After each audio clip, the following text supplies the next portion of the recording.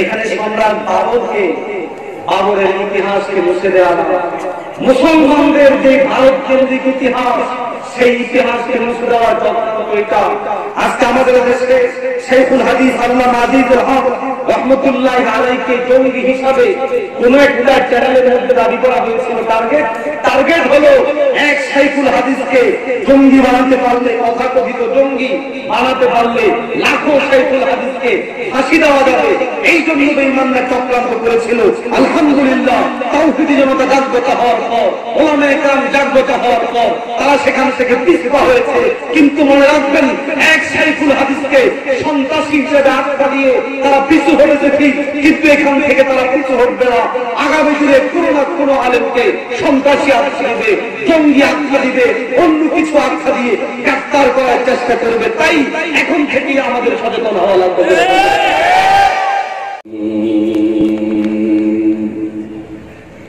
আলহামদুলিল্লাহ, মহান রব্বে কারীমের দরবারে লাখ কোটি শুকরিয়া আদায় করছি যে আল্লাহ রাব্বুল আলামিন আমাদেরকে শায়েস্তাগঞ্জ কোরআন বাজার তাফসীর কমিটির উদ্যোগে আয়োজিত ঐতিহাসিক ৭ দিন ব্যাপী ৭৫তম তাফসীরুল কোরআন মহাসম্মেলনের আজকে এই অধিবেশনে আসার এবং বসার তৌফিক দান করেছেন। এই জন্য সকলে মনোপ্রাণ খুলে বলি আলহামদুলিল্লাহ। উপস্থিত অধ্যকারে অধিবেশনের সম্মানিত সভাপতি, উপস্থিত আছেন আমাদের শ্রদ্ধাভাজন সম্মানিত ওলামায়ে কেরাম, আইম্মে মাসাজিদ, দূর দূরান্ত থেকে আগত দিনদারি নওদার মুমিন মুসলমান ভাই, পর্দার আড়ালের মা ও বোনেরা, আমি আপনাদের সামনে মহাগ্রন্থ আল কোরআনুল কারীমের সূরা ইউসুফের ৩ নম্বর আয়াতে কারিমা তেলাওয়াত করেছি এবং নবীজির অন্যতম প্রসিদ্ধ দুটি হাদিসের কেউ দর্শ তেলাওয়াত করেছি। আল্লাহ তাআলা তৌফিক দান করলে আয়াত এবং হাদিসের আলোকে কিছু কথা আলোচনা করার চেষ্টা করব। আল্লাহ তৌফিক দান করেন বলি আমিন। মুহতারাম হাজিরিন, আমার মূল আলোচ্য বিষয় কোরআনের আলোকে ইতিহাস পর্যালোচনার গুরুত্ব ও প্রয়োজনীয়তা। ইতিহাস আরবি ফার্সিতে এটাকে তারিখ বলে, বাংলায় আমরা ইতিহাস বলি। যে কোনো সভ্যতা টিকে থাকার জন্য, বিস্তার লাভ করার জন্য এটা একটা অন্যতম দিক, সেটা হল ঐতিহাসিক দলিল দস্তাবেজ সংরক্ষিত থাকা। যুগে যুগে কালে কালে যে কোনো জাতিকে যখন বিলীন করা হয়েছে, অন্য সকল চক্রান্তের পাশাপাশি একটা চক্রান্ত এটাও করা হয়েছে, ওই জাতির ভালো কোনো ইতিহাস রাখা হয়নি, সংরক্ষণ করা হয়নি, বরং পর্যুদস্ত সেই জাতিটাকে পরিপূর্ণ ডুবিয়ে দেওয়ার জন্য, নিঃশেষ করে দেওয়ার জন্য সেই জাতির বিপরীতে এমন এমন আজে বাজে ইতিহাস রচনা করা হয়েছে, যে ইতিহাসগুলো একজন মানুষের পক্ষে পাঠ করা সম্ভব না। ইসলাম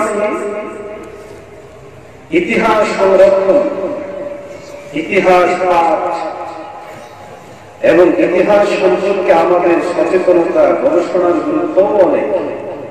কারণ আমরা মুসলিম একটি জাতি, একটি সভ্যতা, যদি আমি জোর করে মজবুতির সাথে দাবি করি যে বর্তমান পৃথিবীতে যদি চূড়ান্ত সভ্য কোন জাতি আদর্শের মাপ কাঠিতে উন্নীত হয়, তাহলে সেটা হবে মুসলমান। যদি কোন ধর্মকে কোন ধরনের যাচাই বাছাই মাপ কাঠি দিয়ে কেউ মাপতে চায় যে কোন ধর্ম শ্রেষ্ঠ, কোন ধর্ম ভালো, কোন ধর্মটা আমরা নিতে পারি, তাহলে চোখ বন্ধ করে বলা যাবে শ্রেষ্ঠত্বতার বিবেচনায়, গ্রহণযোগ্যতার বিবেচনায়, মানবতার কল্যাণ বিবেচনায় ইসলামের বিকল্প অন্য কোন ধর্ম হতে পারে না। এটার পিছনে অনেকগুলো কারণ আছে। এর মধ্যে অন্যতম কারণ হল এই পৃথিবীর স্রষ্টা কি? আওয়াজ দিয়ে বলে, আমাদের স্রষ্টা, আমাদের দ্বীনের প্রেরক আল্লাহ। তাহলে এই পৃথিবীর স্রষ্টা যিনি, তিনি আল্লাহ। সেই আল্লাহ রব্বুল কারীম আমাদের জন্য যে ধর্ম নির্বাচন করেছেন সেই ধর্মের নাম হলো ইসলাম।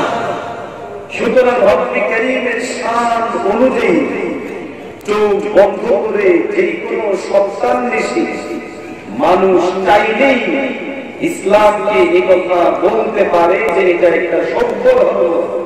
আর যদি সে যাচাই বাছাইও করে, পৃথিবীর যেই কোনো জিনিস দিয়ে যাচাই করে না কেন, ইসলামকে সে কখনো নিচে দিতে পারবে না, বরং সার্বিক মাপকাঠিতে ইসলাম হবে পৃথিবীর শ্রেষ্ঠতম ধর্ম। ইসলামের এই শ্রেষ্ঠত্ব কাফেররা স্বাভাবিকভাবে নিতে পারে, কথা বলে না, নিতে পারে, নিয়েছে, নেওয়া সম্ভব। এই জন্য কালে কালে যুগে যুগে যখনই কোন মুসলমানদের এরিয়া, মুসলিম অধ্যুষিত জায়গা কুফফাররা দখল করেছে, তাদের কয়েকটা কাজ ছিল। নাম্বার 1, সেখানের মধ্যে ইসলামী মনীষীরা তাদেরকে সমরূপাটন করে রক্তাক্ত করে ফেলেছে। নাম্বার 2, ইসলাম লিখিত কিতাবগুলোকে জ্বালিয়ে দিয়েছে, পুড়িয়ে দিয়েছে, সাগরের মধ্যে ভাসিয়ে দিয়েছে। ইরাকের কুফা থেকে নিয়ে শুরু করে ভারতবর্ষ পর্যন্ত সারা পৃথিবীতে এই ইতিহাস সাক্ষ্য গ্রহণ করে কুফফাররা ইসলামের ঐতিহ্যকে বুলন্দিত করতে চায়, মিটিয়ে দিতে চায়। এই জন্য তারা কখনো আলেমদের সহ্য করেনি, কখনো ইসলামের সঠিক ইতিহাস বিশ্বের মধ্যে তারা ছড়াইতে দেয়নি। তাদের টার্গেট ইসলামকে বুঝতে হলে ইসলামের ধারকদেরকে বুঝতে হবে। তাদের টার্গেট ইসলামকে উৎপাদন করতে হলে ইসলামের ইতিহাস বিকৃত করতে হবে। এই জন্য আমাদের সামনে ইতিহাস দিয়েছে, বাস্তব ইতিহাস দেয়নি। আমাদের সামনে অনেক আলেম দিয়েছে, বাস্তব আলেমদেরকে দেয়নি। তবে এটাও ঠিক, কুফফারদের চক্রান্ত যতই হোক না কেন, এই পৃথিবীতে আল্লাহ তার দ্বীনকে অটল রাখবেন, অবিচল রাখবেন। শাইখুল ইসলাম খতিব আযম আল্লামা আলীপুরি হাফিজাহুল্লাহর মতো কতিপয় দ্বীনের খুদ্দাম তৈরি হবে, তারা নিজের জান জীবন বলি দিয়ে ইসলামের চূড়ান্ত বিজয়কে ছিনিয়ে আনবে। মুহতারাম হাজিরিন, সুতরাং আমাদেরকে আমাদের সচেতনতার জায়গা থেকে বুঝতে হবে যে আমাদের বিরুদ্ধে কি চক্রান্ত হচ্ছে, কারা করছে, কিভাবে করছে, এখান থেকে উত্তরণের পথ ও পন্থা কি। চক্রান্তের ধরন তো অনেক। আল্লাহর ভাষায় আল্লাহ অবশ্য তাদের ওই সকল চক্রান্তগুলোকে ফুয়ের সাথে তুলনা দিয়েছে। কিসের সাথে?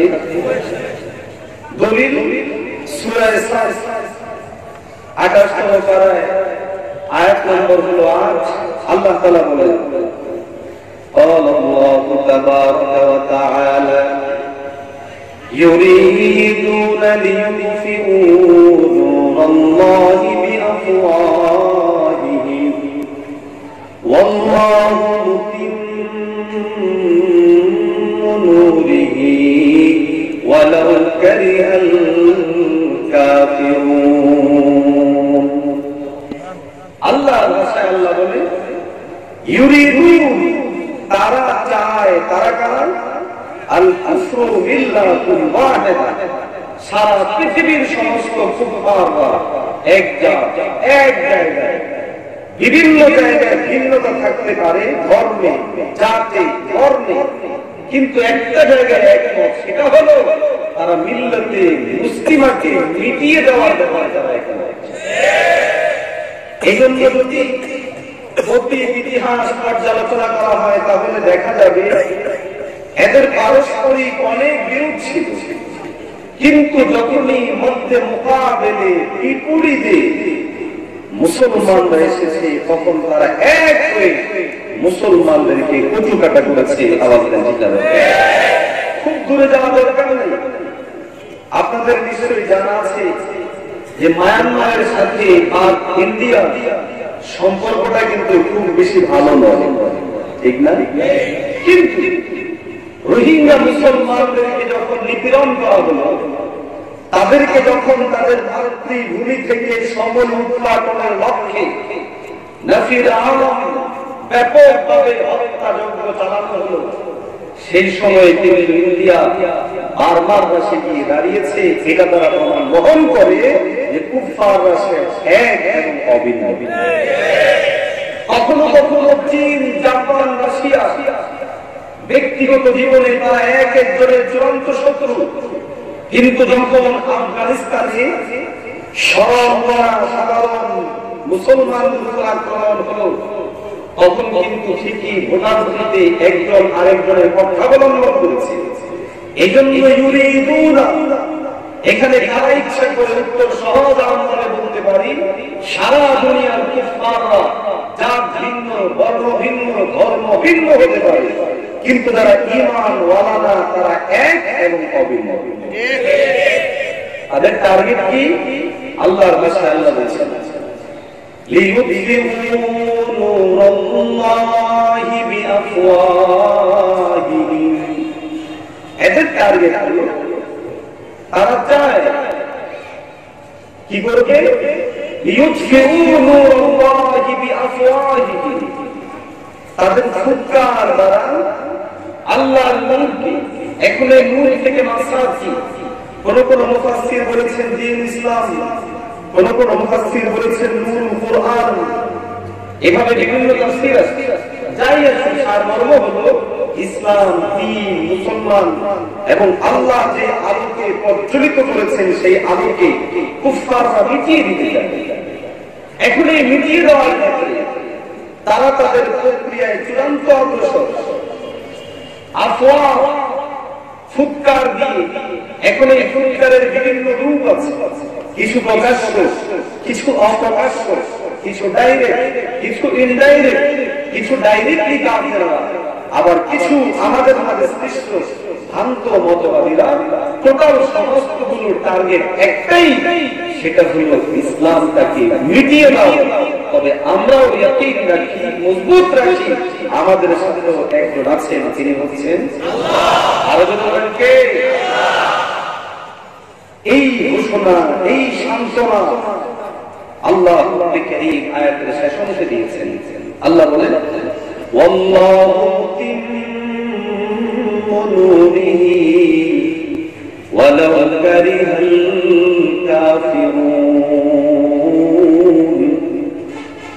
যে আমি আল্লাহ ইতমাম করব, পূর্ণ করব, পূর্ণতায় পৌঁছাবো আমার নূরকে, আমার দ্বীনকে, নূরে কোরআনকে, নূর ইসলামকে।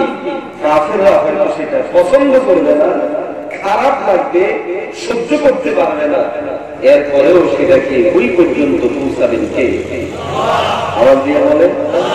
সমসাময়িক একটা ঘটনা উল্লেখ করে আমি আমার মূল আলোচ্য বিষয়ে প্রবেশ করব। কুফফারদের ইসলাম বিরোধী তৎপরতার একটা অংশ হলো কুরআনুল কারীমকে বিকৃত করা, কখনো অর্থ বিকৃতি, কখনো সরাসরি কুরআনুল কারীমকে বিকৃতি। আর এই জিনিসটা তারা যাদের সহযোগিতা নিয়ে করছে তারা হলো কাদিয়ান। এই জন্য ইন্টারনেটে প্লে স্টোরে বহু কোরআন শরীফ পাওয়া যাবে, যেই কুরআনুল কারীমগুলো কাদিয়ানীদের কর্তৃক প্রণীত, তাদের কর্তৃক প্রচারিত, ওই কুরআনুল কারীমগুলোতে তারা প্রকাশ্যভাবে আল কুরআনুল কারীমকে বিকৃত করে দিয়েছে। এই জন্য একজন মুসলমান হিসেবে আজকে আমাদের গোটা বাংলাদেশের সমস্ত আলেমদের একটা দাবি, সেটা হলো যে কাদিয়ানীরা রাসূল সাল্লাল্লাহু আলাইহি ওয়াসাল্লামকে আখির নবী মানতে নারাজ, শব্দের কৌশলে বিভিন্ন ভাবে আগে করেছিল ডাইরেক্ট, এখন শব্দের কৌশলে আল্লাহর নবীকে আখেরি নবী মানে না, যারা কোরআনকে বিকৃত করে কোরআনের বিকৃত অর্থ উম্মার সামনে পেশ করে তাদেরকে কাফের বলা, কাফের জানা, কাফের হিসাবে ইয়াকিন রাখা, এটা আমাদের গোটা বাংলাদেশের সমস্ত মুসলমানদের দাবি। যারা কাদিয়ানীদের কাফের ভাববে না তারাও পরিষ্কার কাফের হবে। আজকের তাফসীর মাহফিল থেকেও আমাদের প্রকাশ্য দাবি হলো কোরআনের চরিত্র হরণকারীরা, কোরআনের তারিখ হরণকারীরা, আল্লাহর নবীর নবুয়ত অস্বীকারীরা কাফের কাফের কাফের। এই কাফেরদের একটা চক্রান্ত হলো কোরআনুল কারীমের বিকৃতি সাধন, কখনো অর্থের বিকৃতি, কখনো কখনো শব্দের বিকৃতি। অর্থ এবং শব্দের বিকৃতির পাশাপাশি আমাদেরকে উত্তপ্ত করে তোলার জন্য, ক্ষিপ্ত করে তোলার জন্য, রাগান্বিত করে তোলার জন্য কখনো কখনো তারা আরো একটু অ্যাগ্রেসিভ হয়ে আগ বেড়ে সামনে অগ্রসর হয়ে আরেকটা মারাত্মক কাজ করে। সেই মারাত্মক কাজ গত কয়েকদিন আগে নরওয়েতে সংঘটিত হয়েছে। সেটা কি? আল কোরআনুল কারীমকে প্রকাশ্য দিবালোকে জনতার উপস্থিতিতে, পুলিশ তথা প্রশাসনের উপস্থিতিতে, মিডিয়ার উপস্থিতিতে তারা আগুন জ্বালিয়ে দিয়েছে। ইন্টারনেটে আপনারা দেখেছেন কিনা আমি জানি না, পত্র পত্রিকা তো প্রশ্ন হলো আল কোরআনুল কারীম তারা কেন জানায়? আল কোরআনুল কারীম কি অপরাধ করেছে যে আগুন দিতে হবে?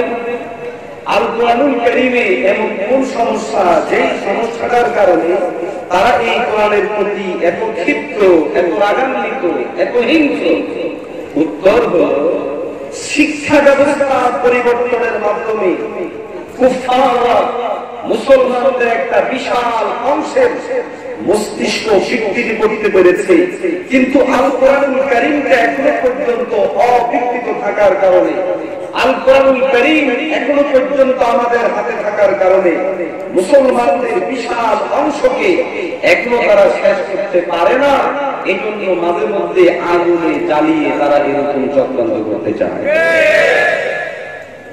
কিন্তু তারা এই কাজেও কি ইনশাআল্লাহ সফল হবে?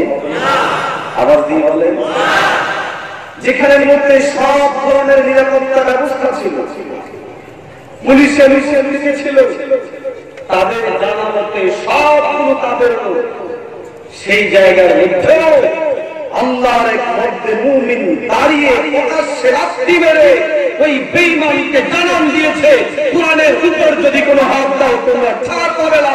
আমরা প্রকাশ্য বলি, ইলিয়াসের মতো লক্ষ ইলিয়াস গোটা পৃথিবীতে তৈরি হয়ে আছে, কোরআনের গায়ে আঘাত দিবে, আগুন দিবে, সেই কোন ধরনের বিকৃত করবে, তাদেরকেও লাথি মেরে জমিন থেকে তুলে ফেলে দেওয়ার জন্য মুসলমানেরা তৈরি।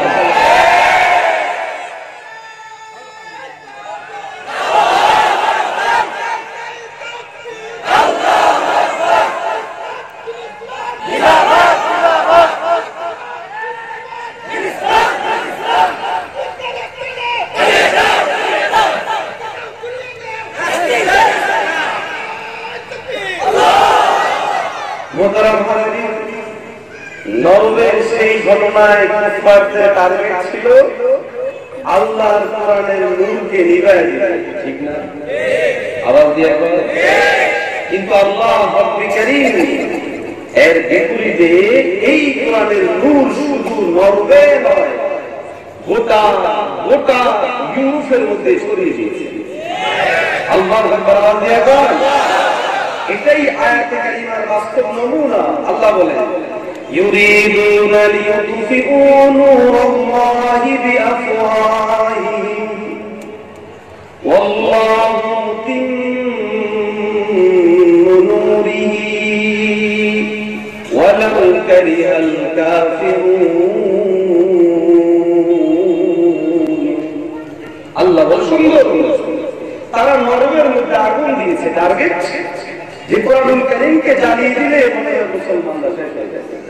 আরে এই ভারতবর্ষ আমাদের যখন দখলে ছিল, মুসলমানদের দখলে ছিল, এখানেও এরকম ষড়যন্ত্র হয়েছে না হয় নাই? আল কোরআনুল কারীম আমাদের সভ্যতা, আমাদের আদর্শের কেন্দ্রীয় জায়গা, যেখান থেকে আমরা হই, মানুষ মানুষ হয়, গোটা পৃথিবী ততদিন থাকবে ততদিন পর্যন্ত এই আল কোরআনুল কারীম আমালান থাকবে। আমাদের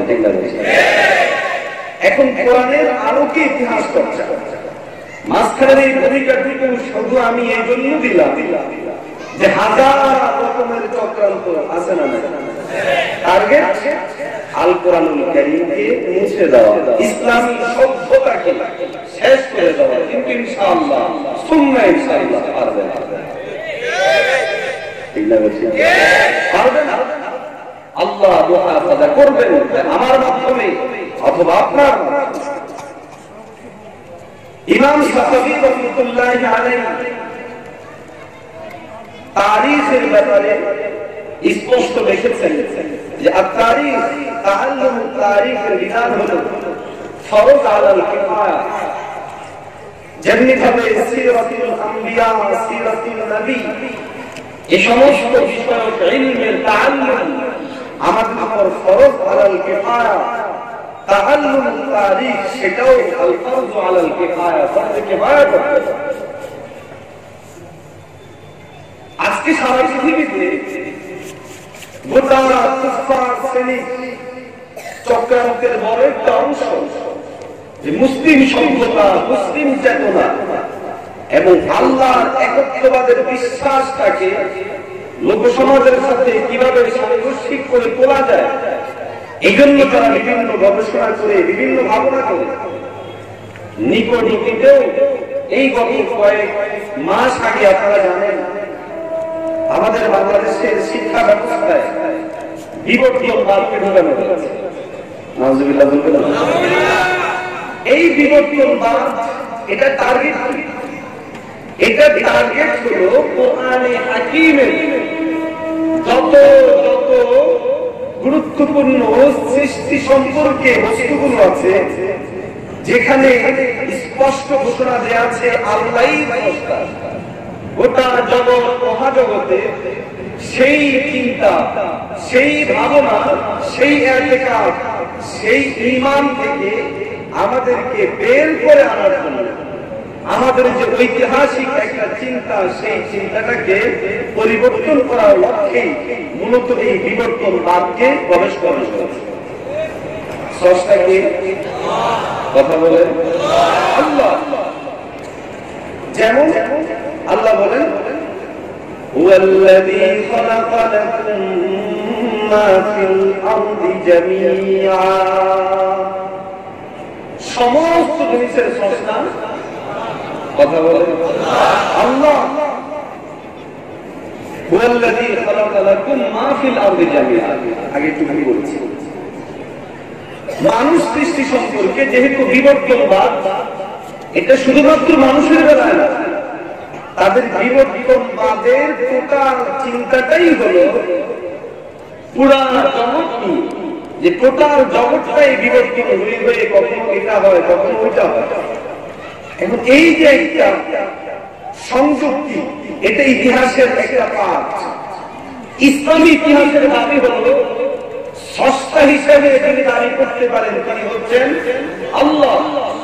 স্রষ্টা হওয়ার জন্য যেই পরিমাণ গুণ দরকার, ওই গুণ একমাত্র আল্লাহর মধ্যেই আছে। যেই পরিমাণ শক্তি দরকার, সেই শক্তি একমাত্র আল্লাহর মাঝেই আছে। এক কথায় স্রষ্টা হওয়ার উপযুক্ত আর কেউ না, একমাত্র আল্লাহ। ইসলামের ইতিহাসে এবং আমাদের আকায়েদের বিশাল এই অংশটাকে শেষ করে ফেলার জন্য আমাদের শিক্ষা ব্যবস্থায় ঢুকিয়ে দেওয়া হলো বিবর্তনবাদকে, যেটার থিম হলো স্রষ্টা বলতে কেউ নেই, এমনিতেই সবাই হয়েছে, ব্যাংক থেকে বানর, বানর থেকে মানুষ। এই অংশটা যদি ইতিহাসের অংশ করা যায় তাহলে দেখা যাবে স্রষ্টা সম্পর্কে আমাদের যে চেতনা, আমাদের যে ধারণা, আমাদের যে ইতিকাদ সেটা থাকবে কথা বলে।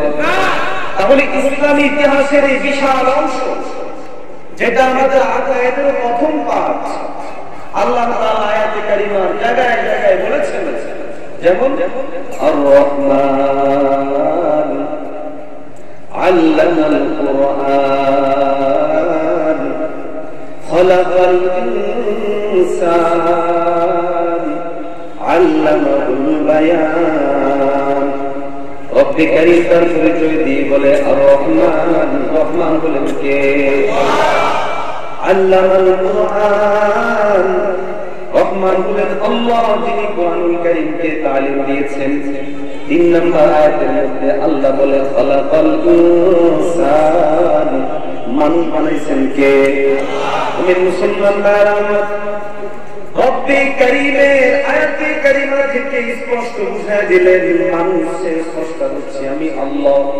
সূরা তাহার আল ইনসানের মধ্যেও আল্লাহ রাব্বুল আলামিন মানুষ সৃষ্টি সম্পর্কে সত্য ধারণা দিয়েছেন। আল্লাহ তাআলা বলেন হাল আতা আলাল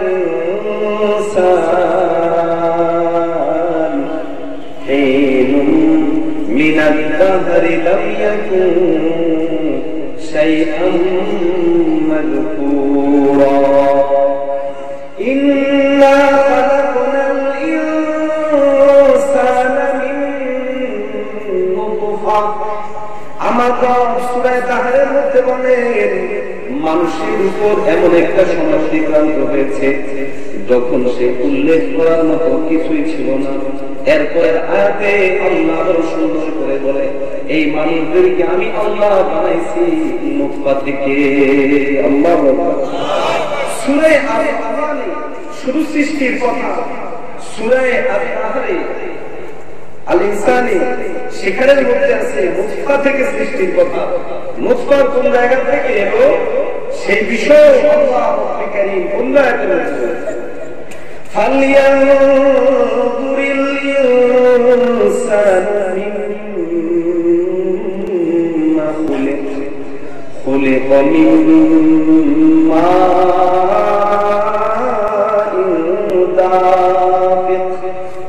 يخرج من بين الصلب والترائب।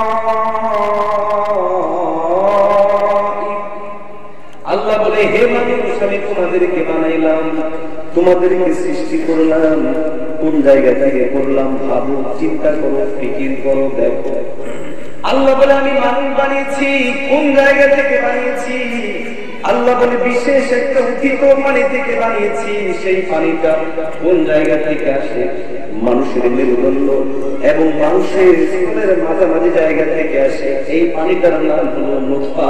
এই পানিটা বানিয়েছেন কে? আমি মুসলমান ভাইরা আমার, আল কোরআনুল কারীম মানব সৃষ্টির ইতিহাসের পাঠের একটা বিশাল অংশ হলো আল্লাহ মানুষ বানাইছেন। আর আমাদের শিক্ষার্থীদের হাতে বিবর্তনটা ধরিয়ে দিয়ে ওই নাস্তিকবাদী জাফর ইকবালেরা প্রমাণ করতে চায় মানুষ অটোমেটিক হয়েছে, সুতরাং এই জিনিসটা কেউ কোনোদিন মানতে পারে না। স্কুলগুলো আমাদের, কলেজগুলো আমাদের, ইউনিভার্সিটিগুলো আমাদের, মুসলিম অধ্যুষিত এরিয়ায় প্রতিষ্ঠিত কোন স্কুলকে আমরা পর মনে করতে চাই না। স্কুলকে, কলেজকে, ইউনিভার্সিটিকে পর মনে করা, স্কুল কলেজ ইউনিভার্সিটি ওয়ালারা আমাদেরকে পর মনে করা, এটা কুফফারদের একটা বড় চক্রান্ত। আমার যতদূর মনে করে খতিব আযম হাফিজাহুল্লাহ এখনো আছেন, কুমিল্লা আমার বাড়ি টাউন হল ময়দানে হযরত চমৎকার বয়ান করেছিলেন এই বিষয়ের উপরে। জেনারেল শিক্ষিত যারা, তারাও যদি নিজের নিয়তকে খালিস করে জেনারেল শিক্ষায় শিক্ষিত হয়, নিয়ত টাকা কামানো না, নিয়ত হলো মিল্লাতে মুসলিমা, জেনারেল এই বিষয়গুলোতে তারা মুস্তাজ হয়, মুসলমানদের উপকার করতে তারা সেখানে পড়ে, তাহলে তারাও সেখান থেকে সওয়াব প্রাপ্ত হতে পারে। তাহলে আমরা কেন এদেরকে ডিনাই করবো? তারাও বা কেন আমাদেরকে ডিনাই করবে? এই যে একটা ভিন্নতা, ভিন্ন চিন্তা, দুই পাঠ, দুই দিকের এই ভাবনা আমাদের মধ্যে ঢুকা দিয়া কুফফার আজকে এমন এক চেতনা ঢুকা দিচ্ছে যেখান থেকে লক্ষ লক্ষ শিক্ষার্থী বের হবে, এই একদিনের বিশ্বাস করলে কারো ইমানই থাকবে না। কথা বুঝলেন? বিবর্তনবাদের যে মৌলিক চিন্তা, সেটা হলো স্রষ্টা বলতে কেউ নাই, মানুষ নিজে নিজে বিবর্তন হয়ে পৃথিবীর পুরা সৃষ্টি জগৎটা এমনি এমনি বিবর্তন হয়ে এসেছে, ঈমান থাকবে? আওয়াজ দিয়ে বলেন থাকবে। সুতরাং মুসলমান হিসেবে আপনার আমার প্রত্যেকের ঘর থেকে, বাড়ি থেকে, ইউনিয়ন থেকে, জেলা থেকে, থানা থেকে, বিভাগ থেকে, সারা দেশে একটা টাইম আওয়াজ তুলতে হবে। মুসলমানের দেশে, মুসলমানের প্রতিষ্ঠানে, মুসলমানের শিক্ষার্থীদেরকে বিবর্তনবাদের এই সকল জিনিসগুলোকে পড়ানো হলে আমরা মানি না, মানতে পারি না। প্রয়োজন হলে যদি রাজপথে এটি আন্দোলন হয়, সংগ্রাম হয়, আন্দোলন সংগ্রাম করতে আমরা রাজি আছি। কারা কারা পত্রিকা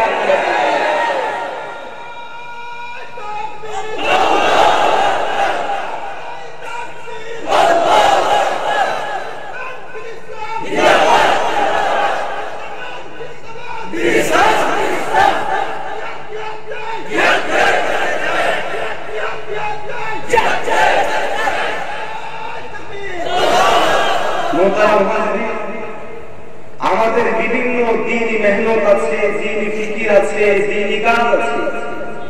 আমরা এই সমস্ত মেহনত গুলো করে, বিভিন্ন জিনিস করে কয়জনকে মুসলমান বানাবো? কয়জন মুসলমানকে তার মুসলমানিত্বের মধ্যে ঠিক রাখি?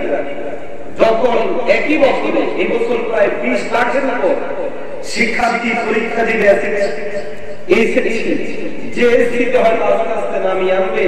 আমি খুব ঠান্ডা মাথা আপনাদেরকে প্রশ্ন করি, যদি একটা শিক্ষার্থীদের সামনে প্রশ্ন আসে যে মানুষ কিভাবে সৃষ্টি হলো, এখানে উত্তর কি হবে? আল্লাহ সৃষ্টি করেছেন। কে করেছেন? আওয়াজ দিয়ে বলেন। এখন যদি সেখানে বলা হয় মানুষ সৃষ্টি করেছে বিবর্তনে, বিবর্তন হয়ে হয়ে সৃষ্টি হয়েছে, ঈমান থাকবে? ঠিক তো ফতুয়া আমাকে কেউ জেনে বুঝে এরকম ফতুয়া দিলে, এক পরীক্ষা দিয়ে তো একবার লক্ষ লক্ষ মানুষ বেঈমান হয়ে যাবে। সুতরাং আমরা এটা মানতে পারি না। আবার বলতে পারি, এই জন্য ইমাম সাখাবী রাহমাতুল্লাহ আলাইহি যে বক্তব্য যে তাআল্লুমুত তারিখ ফরজে কিফায়া, আল ফরজু আলা কিফায়া, এটা আমাদেরকে গুরুত্ব সহকারে নেওয়া চাই, বুঝা চাই। একজন কবি বড় সুন্দর বলেছেন, ইকরাউত তারিখ ইয ফীহিল ইবার ضل قوم ليس يدرون الخبر ضل قوم ليس يدرون الخبر ইকরাউত তারিখ, ইতিহাস আমাদের পড়তে হবে। ইয ফীহিল ইবার, যেহেতু এখান থেকে আমাদের শিক্ষার বস্তু আছে। আজকে আমরা মুসলমান আছি, কিন্তু মুসলমানত্বের যে প্রকৃত স্পিড, প্রকৃত রূপরেখা, এটা আমাদের কাছ থেকে ধীরে ধীরে শেষ হয়ে গেছে। আবার দেন চিন্তা গেছে। ইতিহাস বলে আমাদের আসলাফরা যখন কোন কুফরি আইন হতো, সঙ্গে সঙ্গে তারা প্রতিবাদ করতেন, প্রতিহত করতেন। ইতিহাস বলে যখনই একজন মেয়েকে জঘন্যভাবে অত্যাচার করা হয়েছিল সেই সিন্ধে, তখন সেই সুদূর আরব থেকে আরবের বিশাল বড় সিপাহ সালাররা অগ্রসর হয়ে উঠেছিলেন একটি মেয়ে ইজ্জত রক্ষা করার জন্য। ইতিহাস সাক্ষ্য দেয় মুসলমানরা কখনো মাথা অবনত করেনি, শির উন্নত রেখেছে, শির উঁচু করে রেখেছে, কখনো নিচু করতে পারেনি। ইতিহাস সাক্ষ্য দেয় মুসলমান কোনোদিন হারাম খায়নি। ইতিহাস সাক্ষ্য দেয় মুসলমান কখনো অন্যায় পথে পা বাড়ায়নি। আজকে ইতিহাসকে আমাদের চোখের সামনে থেকে সরা দিয়া বেঈমানগুলো সেখানে এমন এমন ইতিহাস দিয়েছে, যেখানে মুসলমানদেরকে দেখানো হচ্ছে ধর্ষক হিসাবে, দেখানো হচ্ছে নির্যাতনকারী হিসাবে, দেখানো হচ্ছে সন্ত্রাসী হিসাবে। এইগুলোর প্রতিবাদ প্রতিহত করতে হলে ইসলামী ইতিহাসকে আবার সামনে নিয়ে আসতে হবে। আপনারা আশ্চর্য হবেন, গোটা ইন্টারনেটে মিল্লাতে মুসলিমার বিরুদ্ধে এবং বিশেষ করে মিল্লাতে মুসলিমার যে কেন্দ্রীয় শক্তিগুলো, আল্লাহ, আল কোরআনুল কারীম, আন-নবী আলাইহিস সালাতু ওয়াস সালাম, আসহাবে کرام এবং আমাদের আসলাফরা, এদের ব্যাপারে কি পরিমাণ আজে বাজে চাকমা ঢুকিয়ে দেওয়া হয়েছে, এটা আমি কল্পনাতেও আনতে পারবো না।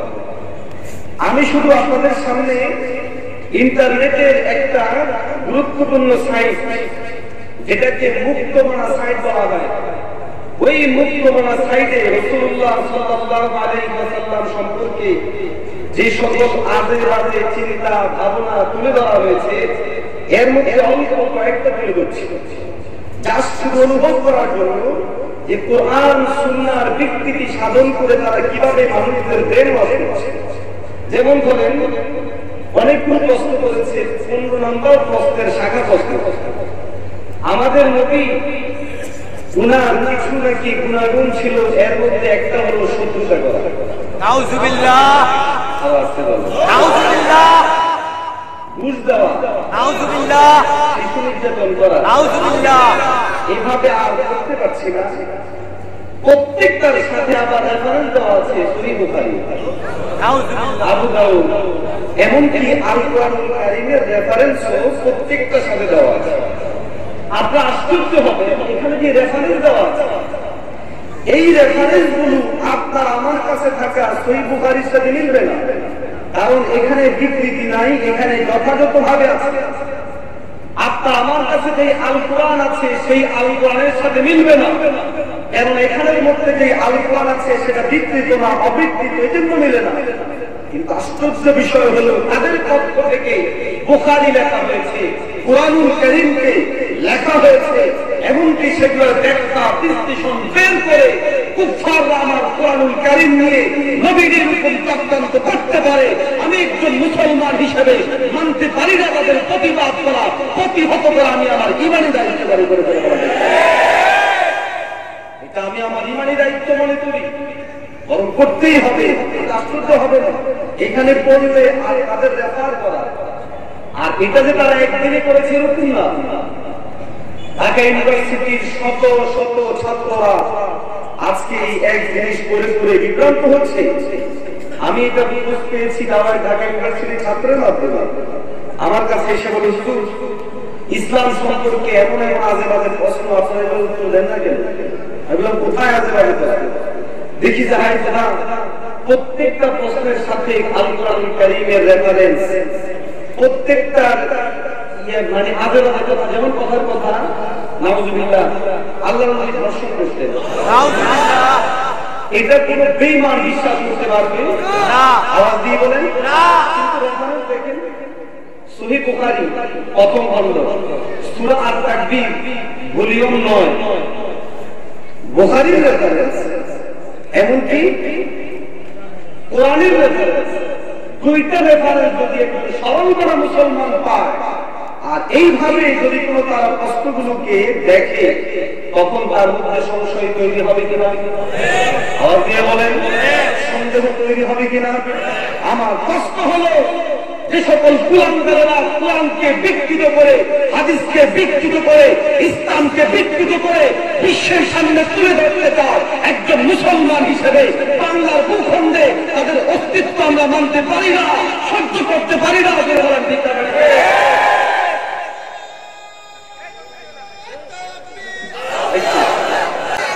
এটা আমাদের মুসলমানের সাথে যায় না।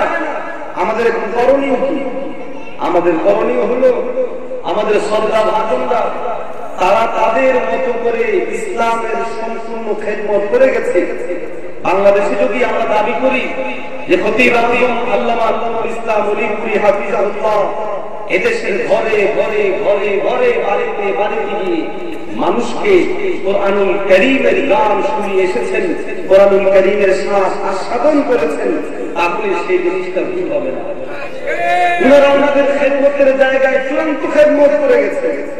আমরা তাদের সন্তান, আমরা তাদের উত্তরসূরি, আমরা সবাই আমাদের জিম্মাদারি হলো ওনারা ওনার জায়গায় তাহরীরি ভাবে খেদমত করে গেছে, আমরাও আমাদের জায়গা থেকে খেদমত করবো। রাজি আছি তো ইনশাআল্লাহ? আল্লাহ আমাদের হাতগুলোকে কবুল করেন, যদি বলি আমিন। মুহতারাম হাজিরিন, সুতরাং আমি একটা উদাহরণ দিলাম মাত্র, ইতিহাস পাঠের গুরুত্বের উপর যে এভাবে বিকৃত করা হচ্ছে। ডাইরেক্ট মানব সৃষ্টির যে বিষয়টা একটা ডাইরেক্ট প্রমাণিত, আল্লাহ স্রষ্টা, সেই জায়গার মধ্যে বিবর্তন বা ঢুকায় দিয়া আল্লাহ স্রষ্টা হওয়ার বিষয়টাকে নস্যাৎ করে দিচ্ছে। আপনারা কি মনে করেন এটা একদিনে হয়েছে? না। আওয়াজ দিয়ে বলেন না। তবে এখানে একটা গুরুত্বপূর্ণ বিষয়, যেহেতু আমার প্রাসঙ্গিক বিষয় হিসেবে দেওয়া হয়েছে, আহলে হাদিস ভাইদেরকে নিয়ে কিছু বলার জন্য। আফসোস আমাদের, দুঃখ আমাদের, যে সময় দরকার ছিল মিল্লাতে মুসলিমা এক আর এক হয়ে যাওয়া, যে সময় দরকার ছিল মিল্লাতে মুসলিমা গোটা কুফফারদেরকে নিয়ে ফিকির করবে, ওই সময়ের মধ্যে আজকের আহলে হাদিস, আজকের সালাফি, আজকের লাল সাহাবী ভাইরা উঠে এসে আমাদের সেই ঐক্যের জায়গাগুলো দিনের পর দিন নস্বাত করে দিচ্ছে। ইখতিলাফুল আইম্মা, ইখতিলাফুল আমাল, আমলের ভিন্নতা, ইমামদের মতভিন্নতা, এটা যুগে যুগে কালে কালে ছিল। হিজরি ৩য় শতাব্দীর শেষ, ৪র্থ শতাব্দীর শুরুতে এসে গোটা মিল্লাতে মুসলিমার ফায়দার দিক বিবেচনায় যে মানুষ যেন যাচ্ছে তাই আমল না করে, মানুষ যেন কি আমল করবো কেমনে করবো এই ফিকিরে না থাকে, এই জন্য তদানীন্তনকালের গোটা দুনিয়ার বৃহৎ ওলামায়ে কেরাম ঐক্যবদ্ধ হয়েছে বৃহৎ চিন্তার পর, গবেষণার পর, যে আমাদের মিল্লাতে মুসলিমা তার ব্যক্তি, পরিবার, সমাজ এক কথায় গোটা জিন্দেগিতে যত মাসআলা মাসায়েল তথা শরিয়ার দিকে মুহতাজ হয়, ওই শরিয়ার দিকে মুখাপেক্ষিতা হিসাবে এই মাসআলাগুলোর হল কারা কারা করেছেন? অনেক ইমাম ছিল, কিন্তু সমস্ত ইমামের মধ্যে 4 জন ইমাম এমন যে ইমামরা মোটামুটি ভাবে একজন মানুষ তার কুল থেকে শুরু করে কবর পর্যন্ত যতগুলো মাসআলার প্রয়োজন হয়, সমস্ত মাসআলাগুলো এই 4 জন ইমাম অত্যন্ত গভীর ভাবে কোরআন সুন্নাহর আলোকে গবেষণা করেছেন। সুতরাং সেই দিন থেকে সিদ্ধান্ত হলো এখন থেকে আর কেউ যাচ্ছে তাই যখন তখন যেই কোনো ইমামকে মানবো এরকম খামখেয়ালি জিনিস চলবে না, যেহেতু আমাদের শরীয়তের উপর চলাই মাসআলা। এই জন্য এই 4 ইমাম তারা কোরআন সুন্নাহর আলোকে গবেষণা করেছে, তাদের মাসআলা মাসাইলগুলো আছে, সেগুলোকে মুহাফাজার মতো ইমামরাও আছে। সুতরাং এখন তোমরা এই 4 জনের যে কোনো একজনকে ফলো করলেই, যেহেতু কোরআন হাদিস অনুযায়ী চলা যায়, তাহলে এভাবেই চলবে। আর সে জিনিসটাই বিরোধে 1000 বছর পর্যন্ত চলে আসছে। বলেন তো কোনো সমস্যা ছিল? এক ইমামের আরেক ইমামের প্রতি, এক ইমামের অনুসারী আরেক ইমামের অনুসারীর প্রতি সর্বোচ্চ শ্রদ্ধা ছিল, সর্বোচ্চ পরিমাণের ছাড় ছিল। একজন আরেকজনের ব্যাপারে কখনো তাকদীম করেননি, তার কি করেছেন এটা বেশি প্রাধান্য, আমি সেটা আমল করছি, এরকম ছিল। কিন্তু আজকে যারা নিজেদেরকে আহলে হাদিস দাবি করে, কোন মাযহাব মানে না দাবি করে, তাদের মূল স্লোগান হলো আমাদের নামাজ নাকি হয় না, বরং তাদের একজন বড় আলেম নামও নিতে বাধ্য হচ্ছি, নাম হলো মুজাফফর বিন মুহসিন। এই ব্যক্তি দাবি করেছে আমাদের আমল সমূহ নাকি গাঁজাখুরি। এই সমাজে যে নামাজ চালু আছে সেই নামাজ কি গাঁজাখুরি? এটা কোনো মুসলমানের মুখে আসতে পারে?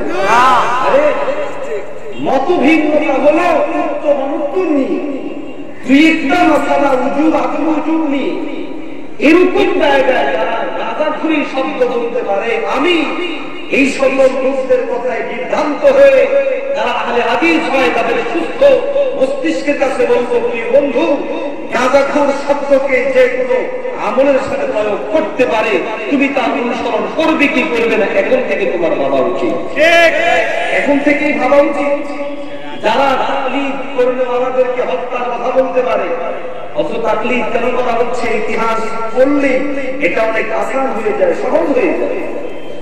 আমাদের অনেক ভাই বিভ্রান্ত হয়। কেমনে হয়? আমি এখান থেকে কথাটা নিয়ে আসলাম, সহিহ বুখারীর রেফারেন্স দেওয়া আছে কোথায়? নাস্তিকদের বই। এটা নাস্তিকদের মুক্ত মানে একটা সাইড আছে, আপনারা কেউ সেই সাইডে যাবেন না, প্রয়োজন নাই। ওলামায়ে কেরাম যাবে, প্রয়োজনে যাবে, কারণ সেখানে দুনিয়ার সঙ্গে ফালতু কথা যাবেন না ইনশাআল্লাহ, কোনো প্রয়োজন নেই। আলেম না যাবে জবাব দেওয়ার জন্য, সমুচিত জবাব দেওয়ার জন্য। তাদের সাইডে কোরআনের রেফারেন্স দেওয়া আছে, হাদিসের রেফারেন্স দেওয়া আছে। একজন আলেম গভীর পড়াশোনা না থাকলে নাস্তিকদের এই বুখারী আর মুসলিমের সাইড বুঝাই করার জন্য কঠিন হয়ে যাবে। আমাদের অনেক ভাইরা আহলে হাদিসের কথাবার্তা ভালো লাগে, বলছে হ্যাঁ ওনারা তো ফাজাইল আমল করতে বলে না, ওনারা পড়তে বলে না, ওনারা বুখারী মুসলিম পড়তে বলে। এই যে একটা আবেগের ইমোশন, এটা অনেকের ভালো লাগে। কারণ বুখারী শরীফ, আরে এই বুখারী শরীফ এদেশে আলেমরা চিনেছে। কারা চিনেছে? আলেমরা চিনেছে। এদেশে তাফসীরুল কোরআন খতিব আতিউল্লাহ মলিকুরি হাফিজাহুল্লাহ চিনেছে। গ্রাম্য ভাষায় বলে কি যেন একটা শব্দ আছে, গাড়ি দিয়ে চিনি, হ্যাঁ আচ্ছা যাক, মানে গাড়ি দিয়ে চিনি খেলি আল্লাহ চিনি না। আজকে ওলামায়ে কেরাম অবজ্ঞা করে আমাদের ভাইরা বুখারী শরীফ নিয়ে ডাইরেক্ট বসে, মুসলিম শরীফ নিয়ে বসে। ভাইও ছোট্ট একটু উদাহরণ দিয়ে বলি, আমাদের কতটা অবজ্ঞা। যারা শিক্ষিত ছেলে তারা কিন্তু মনে করুন একটা ছেলে সে পরে ক্লাস 2 ক্লাস 3 যেই শিক্ষার্থীটা ক্লাস 2-3 পড়ে, মাস্টার্সের বইগুলোও তার এক সময় লাগবে, ঠিক না? কিন্তু যখন লাগবে তখন লাগাইতে হবে, সেটা না করে যদি কেউ 2-3 ছেলেদেরকে এনে মাস্টার্সের বই এনে পড়ানো শুরু করে, তো 2-3 ছেলে একটা জ্ঞানী হবে না পাগল হবে? কারণ অসময়ে তাকে এই জ্ঞান দেওয়াটা ঠিক না। ঠিক তেমনি ভাবে বুখারী পড়েন সমস্যা নাই, মুসলিম শরীফ পড়েন সমস্যা নাই, আরো কিতাব পড়েন সমস্যা নাই, কিন্তু সময় আসুন আপনি একটা কলেজের ছাত্র, ইউনিভার্সিটির ছাত্র, আপনার শিক্ষাঙ্গনে আপনি অনেক বড়, কিন্তু দ্বীনি বিষয়ে আপনার চিন্তা ভাবনা, আপনার জ্ঞান হলো সীমাবদ্ধ, স্বল্প। সুতরাং ওই স্কুলের শিক্ষার্থী 2-3 পড়ুয়া যেমন, ধর্মীয় ক্ষেত্রে আপনার অবস্থান তেমন। সুতরাং ফাজাইলে আমল এগুলো হলো প্রাথমিক শিক্ষার্থীদের জন্য। আপনি আমিও ফাজাইলে আমল শিখেই আস্তে আস্তে বুখারীতে যাব। ধরেই বুখারীতে গেলে ওই 2-3 ছেলের মতো জ্ঞানী না হয়ে পাগল হওয়া। আহলে হাদিসদের অনেক মাসালা, অনেক লম্বা আলোচনা তোমার কয়েক ঘন্টা, কিন্তু শুধু মুখতাসার কয়েকটা কথা বলি। একটা ধারণা আমাদের অনেককে অস্থির করে। এই একটা ধারণা বলি, আমি আমার আগের আলোচনায় ফিরে আসবো। আমাদের মধ্যে অনেকটা এটা সৃষ্টি হচ্ছে ভাবনা, ওদের চিন্তা হলো এরা তো হাদিস মেনেই চলে। কথাটা খেয়াল করবেন, কি করে? হাদিস অনুযায়ী তো আমল হচ্ছে, 4 ইমামের কোন না কোন ইমামের কথা অনুযায়ী তো হচ্ছে, তো সমস্যা। কথাটা কিন্তু খুব মাথায় ধরে, আসলে ওরা যে আমল করে কোন না কোন হাদিসে তো আছে, ওরা যে আমল করে কোন না কোন ইমামের কথার সাথে তো মিলে, এই একটা চিন্তা অনেক সাধারণ ভাই পরের কথা অনেক আলেমকেও বিভ্রান্তির দ্বারা জানে আবদ্ধ করে দিনের পর দিন তাদেরকে ভ্রান্ততার দিকে ঠেলে দিচ্ছে। আমি এটা অসারতা প্রমাণের জন্য আপনাদেরকে একটু গভীরে নিতে চাই। কেউ যদি মনে করে ইসলাম শুধুমাত্র নামাজ, রোজা, হজ, যাকাতের মধ্যে সীমাবদ্ধ, আর এখানে ইমামদের মতভিন্নতা অনুযায়ী আমার যখন যেটা মনে চায় আমি তখন সেটা করবো, তাহলে হয়তো সম্ভব। কিন্তু এই জিনিসটা আসলে বাস্তবে সম্ভব না। সম্ভব না যে এটার ব্যাপারে আরেকটু গভীর থেকে আপনাদেরকে বুঝাই। সেটা হলো ইসলাম কি শুধুমাত্র এই ইবাদতের মধ্যে সীমাবদ্ধ? মুআমালাতের মধ্যে ইসলাম নাই, মুআশারাতের মধ্যে ইসলাম নাই, আইন আদালতের মধ্যে ইসলাম নাই। এখন মনে করেন আইন আদালতের বিষয় যেগুলোকে আল কাযায়া বলা হয়, আইন আদালতের বিষয়, আপনি আমি যখন নামাজের বেলায়, রোজার বেলায়, হজের বেলায় ছাড় দিলাম যে যেমনি ইচ্ছা আমল করুক, কোন না কোন ইমামের সাথে মিললেই হলে। এখন মনে করেন একই ব্যক্তির ব্যাপারে ঘটনা ঘটল আল কাযায়া বিষয়, বিচারিক বিষয়ে, বিচারিক বিষয়ে যদি কোনো জিনিস ঘটে, আদালতের মধ্যে গেল, যেই আদালতটা কথার কথা কোন মুসলিম দেশে ইমাম আহমদ ইবনে হাম্বলের মাযহাব অনুযায়ী আদালত পরিচালিত হয়। আপনি যখন নামাজের মধ্যে ওই ব্যক্তিকে ছাড় দিলেন যে কোনো ইমামের কথা অনুযায়ী মানলেই হবে, তখন সে আদালতকে চ্যালেঞ্জ করে বলবে, কিন্তু আদালত আমি যে কাজ করেছি আমি এটা শাফি মাযহাব অনুযায়ী করেছি, হাম্বলি মাযহাব অনুযায়ী করলেই, তখন এই আদালত আগে কিছু বলতে পারবে? বলেন না, বলতে পারবে? পারবে না। কেন পারবে না?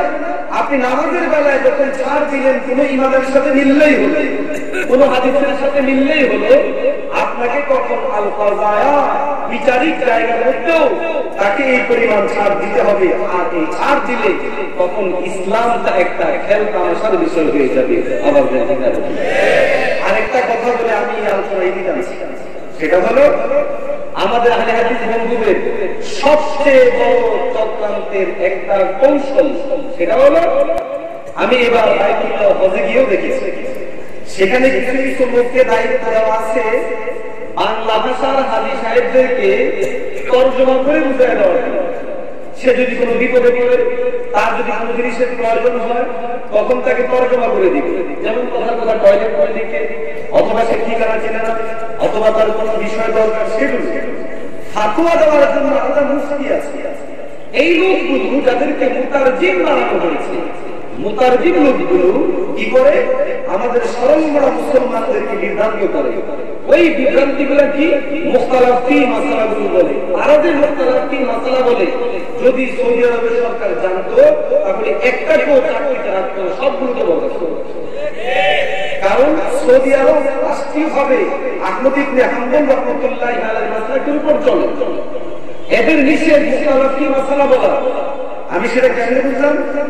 একজনের ব্যাপারে আমি পুলিশকে যখন বললাম, পুলিশ এমন রাগ হলো, আমাকে শুধু বলতেছে তুই দেখা কে এটা ইখতিলাফি মাসালা এখানে বলে।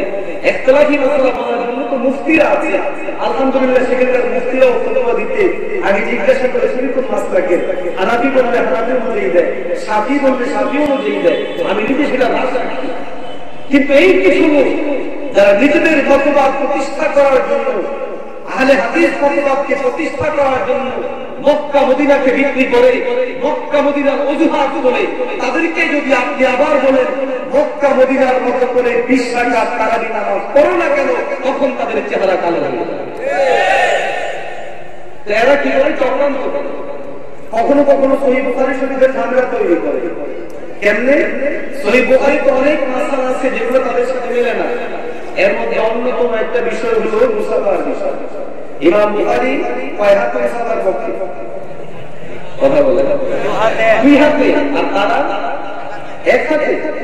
ইমাম বুখারী রাহমাতুল্লাহি আলাইহি বুখারী বলে সারা জিন্দেগি মুসলমানদেরকে বিভ্রান্ত করো, মুসাফার বেলায় এলে ইমাম বুখারীকে মানো না কেন? উত্তর হলো ইমাম বুখারীকে তারা শুধুমাত্র নিজেদের ধান্দার কারণে ব্যবহার করেছে। এক ছেলে আমার সাথে এরকম বলেছিল, এক হাতে মুসাফার ব্যাপারে ধরে দিয়েছে। তো পরবর্তী সাক্ষাতে যখন তার সাথে আমার আবার সাক্ষাৎ হল, আমি সেই দিন সে হাত বাড়াই দিচ্ছে, আমি হাত বাড়াই দিচ্ছি। তো আমার দিকে তাকে এই ঘটনা কেমনে ঘটাইলেন? আমি বললাম যে আপনার আগত দলিলের জবাব দেওয়ার জন্য আমি বাম হাত বাড়াই দিলাম। কারণ যেই দলিল দিয়ে তারা এক হাতে মুসাফা সাব্যস্ত করে সেখানে হাতের কথা আছে, ডাইন হাতের কথা নাই। সুতরাং সেখান থেকে হাত দিয়ে যদি তুমি ডাইন হাত বুঝতে পারো, আমি হাত দিয়ে বাম হাত বুঝি। তো ডাইন হাত বাম হাত দুটা মিলে কি হাত?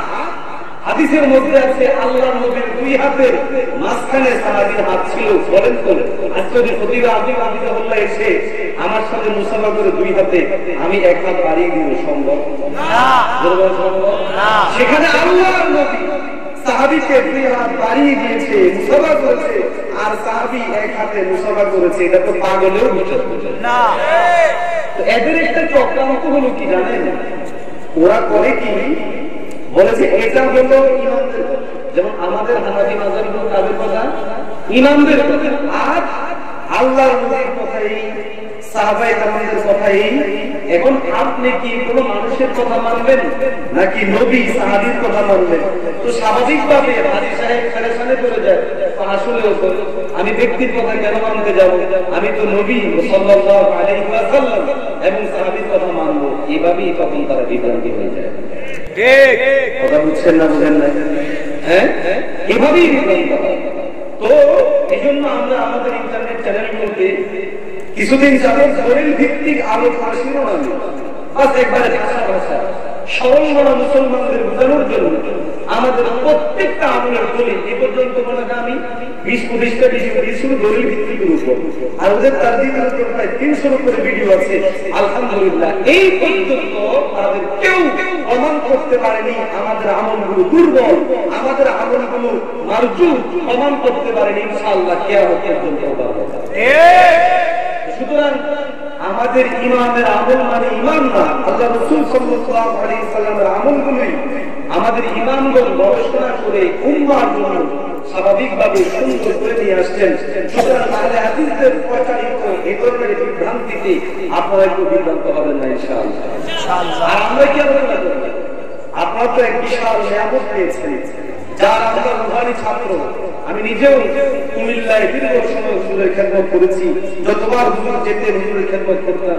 শেখ জাকারিয়া যখন পড়াই তখন হুজুরের খেদমত করেছি, কারণ উনি আমাদের জন্য একজন নিয়ামত, এমন নিয়ামত যে নিয়ামত হারিয়ে গেলে এই বাংলার মানুষ বুঝবে তিনি এদেশের ইসলামের কারণে তাজ আলেম দ্বীন।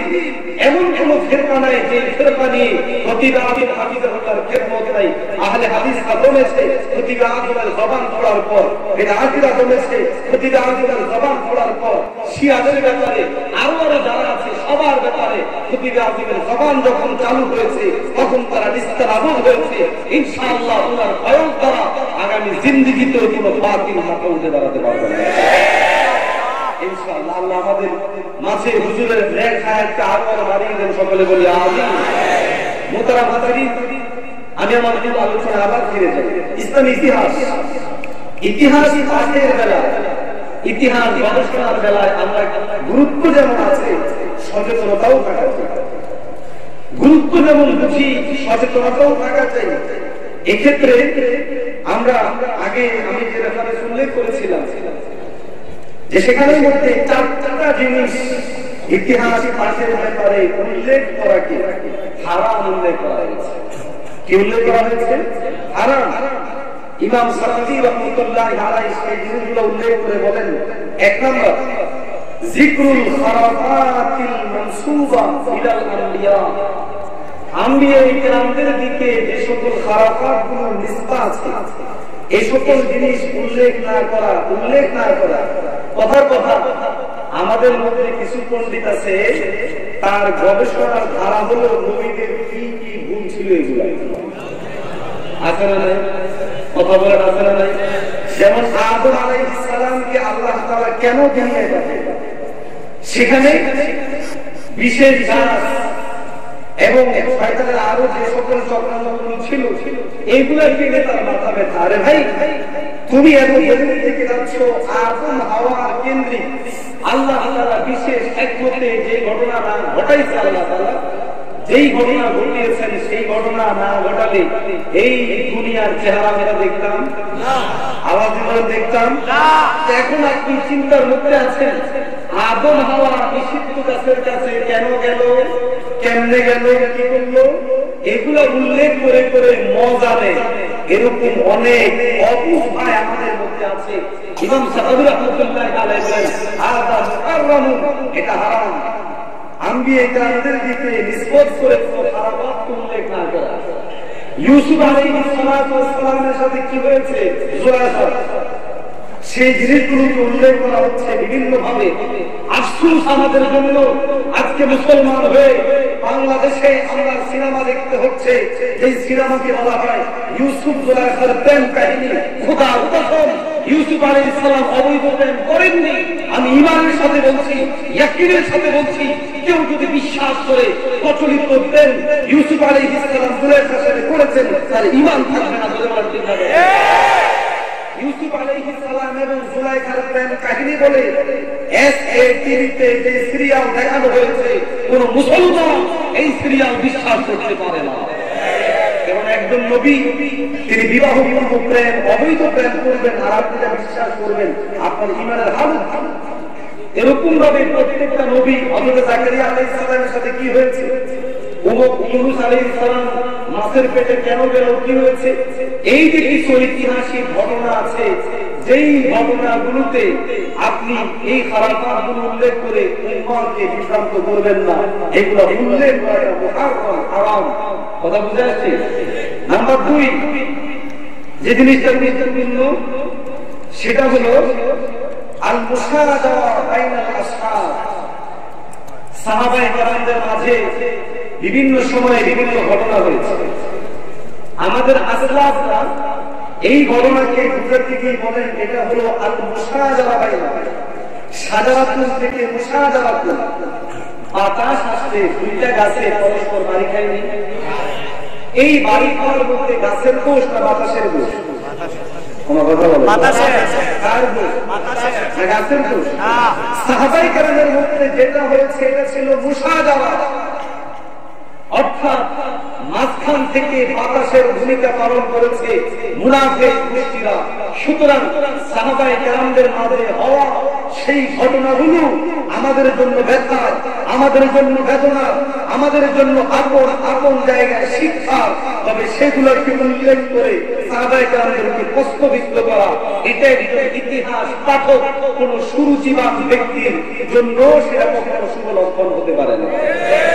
বরং সাহাবায়ে কেরামদেরকে আপন জায়গায় রেখে দেওয়া, তাদের ব্যাপারে আমাদের বিশ্বাস, রাদিয়াল্লাহু আনহুম ওয়া রাদু আন, বাস আল্লাহ বলেছেন আমি তাদের উপরে সন্তুষ্ট, তারা আমার উপরে সন্তুষ্ট। এরপরে আপনার কি দরকার লাগলো কোন সাহাবী তার রাজত্ব পরিচালনায় কি অন্যায় করেছেন, কোন সাহাবী তার সাথে কি করেছেন, এই যে জিনিসগুলো সাহাবীদের পারস্পরিক সংঘটিত হয়েছে, এগুলোকে যদি কেউ সামনে নিয়ে আসে, সে বিভ্রান্ত, তার দল বিভ্রান্ত, তার মতবাদ বিভ্রান্ত। এই মতবাদ কখনো ইসলামী মতবাদ হতে পারে না।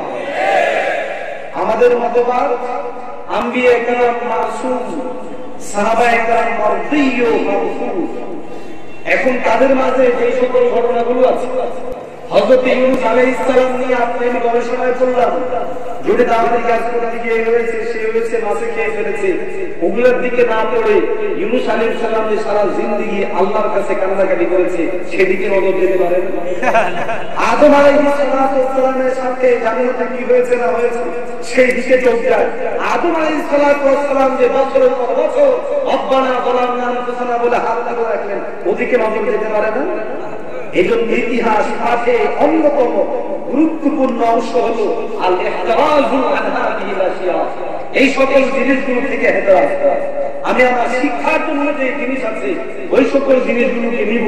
আমি এমন কোনো কাজ করব না যেগুলো দ্বারা আম্বিয়া কেরামদের উপর কলম পড়ে যায়, সাহাবায়ে কেরামদের ব্যাপারে কলম পড়ে যায়। বুঝা যাচ্ছে ইনশাআল্লাহ? নাম্বার 3, যে জিনিসটা ইতিহাস পাঠকের জন্য অন্যতম জরুরি, সেই জিনিসটা হলো আমাদের আকাবির আসলাফের মধ্যে অনেক সময় অনেক এমন এমন বিষয় থাকে, যেই সকল বিষয়গুলো যেমন কথার কথা মদ খাওয়া, যেমন কথার কথা আরো আরো বিষয়, কথার কথা কারো ব্যাপারে আছে, এবং আপনি আমি সেইগুলো আলোচনা করার দরকার আছে, কথা বলার দরকার আছে না। কোন প্রয়োজনে যদি আপনার বর্ণনা করতেও হয়, সর্বোচ্চ শব্দ প্রয়োগে সাবধান হয়ে বর্ণনা করা। ইদানিং তো আমাদের বেশি বেশি ইংরেজি বলতে পারলে এদেশে বড় ওয়াইজ হয়, ঠিক না? ডক্টর নাম দিলে সবার মাঝে সমাদৃত পাওয়া যায়, জিনিসগুলো ভালো, সেটা ছিল অমুক ইংরেজি জানে, এই করে সেই করে, কিন্তু আফসোস হয় তখন প্রিয় নবীর রক্তাক্ত মুক্তি জীবনকে ক্রিকেট খেলার সাথে ঠেকায়া ঠেকায়া হিসাবে উল্লেখ করে তখন মুসলমান হিসাবে আমার কলিজার মধ্যে গিয়ে আঘাত করে বলেছিলাম। চিন্তা করছেন ইতিহাসে আছে আল্লাহর নবী ইজ্জত, আল্লাহর নবী সাল্লাল্লাহু আলাইহি ওয়াসাল্লাম বিবাহ করেছেন খাদিজাতুল কুবরা রাদিয়াল্লাহু তাআলা আনহাকে। খাদিজা কুবরার বয়স বেশি ছিল, আম্মা জান পূর্বের বিবাহিত ছিল। আমি একজন মুসলমান হিসেবে আমি আল্লাহর নবীর ইজ্জত ইফত রক্ষার্থে আমি বীরত্বতার সাথে বলি, আমার নবী কখনো যৌনাচারের কারণে বিয়ে করেননি, চাহিদার কারণে বিয়ে করেননি। এর বড় প্রমাণ হলো খাদিজাতুল কুবরা। কিন্তু দিল ফেটে যায় যখন আমাদের মতো কোনো ভাই আম্মা জান আয়েশাকে বলে সে বারদিন ছিল, সে আগে কয়েকটা তালাক খাইছে, তখন আমরা সহ্য করতে পারি না। যেন বলেন ঠিক আছে, এবং কলিজায় গিয়ে আগে আম্মা জান আর আল্লাহর নবীর বিবি, এদের শানে এই শব্দ কোন মুসলমান কিভাবে বলে? কোন মানুষ তো বলতে পারে না। একজন মুসলমান আলেম হয়ে আল্লাহ নবীর শানে বলবে ঠেকায় ঠেকায় গেলা ইনি এভাবে খেলে সেভাবে খেলে হযরত আলীর সামনে বলবে যে আলী রাদিয়াল্লাহু তাআলা মদ খেয়ে মাতাল হয়ে গেছে। নাউজুবিল্লাহ। আপনার আমার তো বুঝা উচিত যে আশিয়ায় মুহাররমা হারাম বস্তুর ব্যাপারে ইতিহাসে প্রমাণ আছে। মদ হারাম হওয়ার আগে সাহাবায়ে কেরাম পেয়েছেন। আপনি মাতাল শব্দ ব্যবহার না করে বেহুশ হয়ে গিয়েছেন বা ওনার হুঁশ ছিল না এরকম স্বাভাবিক শব্দের ব্যবহার করতে পারে কি ঠিক না? বরং এই জিনিসগুলো আলোচনার দরকার। কেন করবো? এখন মন আবার কি হালাল হওয়ার সম্ভাবনা আছে? কথা বলে সম্ভাবনা আছে। এই জন্য আমাদের যারা আকাবির, ওই আকাবিরদের এমন কোন জিনিস উল্লেখ না করা, যদিও তাদের জীবনে ছিল, সেইগুলো আমাদের অন্তরের মধ্যে ওই সকল কাজের দিকে মাইলান হওয়াকে বাধ্য করে এই সকল জিনিস ইতিহাস পাঠের ব্যাপারে আমাদের অবশ্যই সচেতন থাকা। নাম্বার 4, মাসাই ওয়া মাতালি, পূর্বসূরীদের এবং খারাপ অভ্যাস আজ জিনিস উল্লেখ না করা, বিশেষ করে যারা মারা গেছে। কারণ আমাদের দ্বীন ও ইসলামটা একটা ধারাবাহিক ভাবে হয়ে আসছে। আল্লাহর নবী সাল্লাল্লাহু আলাইহি ওয়াসাল্লাম, এরপরে সাহাবায়ে কেরাম, এরপরে তাবিঈন, এরপরে তাবে তাবিঈন, এরপরে আইম্মা মুজতাহিদিন, সালফে সালেহিন থেকে ধারাবাহিক হয়ে আসছে। আপনি আমি যখন পূর্বসূরীদের ব্যাপারে আজে বাজে কথা উল্লেখ করতে থাকবো, তারা তো মানুষ হিসেবে তার ব্যক্তি জীবনে দোষ থাকতেই পারে, মানুষ হিসেবে ব্যক্তি জীবনে তার কোন কমতি থাকতেই পারে, মানুষ হিসেবে তার দেশের মধ্যে কোন জিনিস হতেই পারে, কিন্তু সেই জিনিসগুলো আপনি আমি উল্লেখ করা পশ্চিম কালেও সমীচীন না। আওয়াজ দেন ঠিক না? সুতরাং এই বিষয়গুলো আমাদের খেয়াল রাখতে হবে। ইতিহাস পাঠে গুরুত্ব যেমন আছে, প্রয়োজনীয়তা যেমন আছে, সচেতনতাও আছে না? আওয়াজ দিয়ে বলেন আছে না? ইতিহাসে ইদানিং কালে রাসূলুল্লাহ সাল্লাল্লাহু আলাইহি ওয়াসাল্লামকে নিয়ে অনেক চক্রান্ত আছে। ইতিহাসের পাঠের একটা অন্যতম পাঠ হলো বিকৃতি সাধন। আমি আপনাদের ছোট্ট একটা ছবি দেখাই, এত আপনারা বুঝবেন।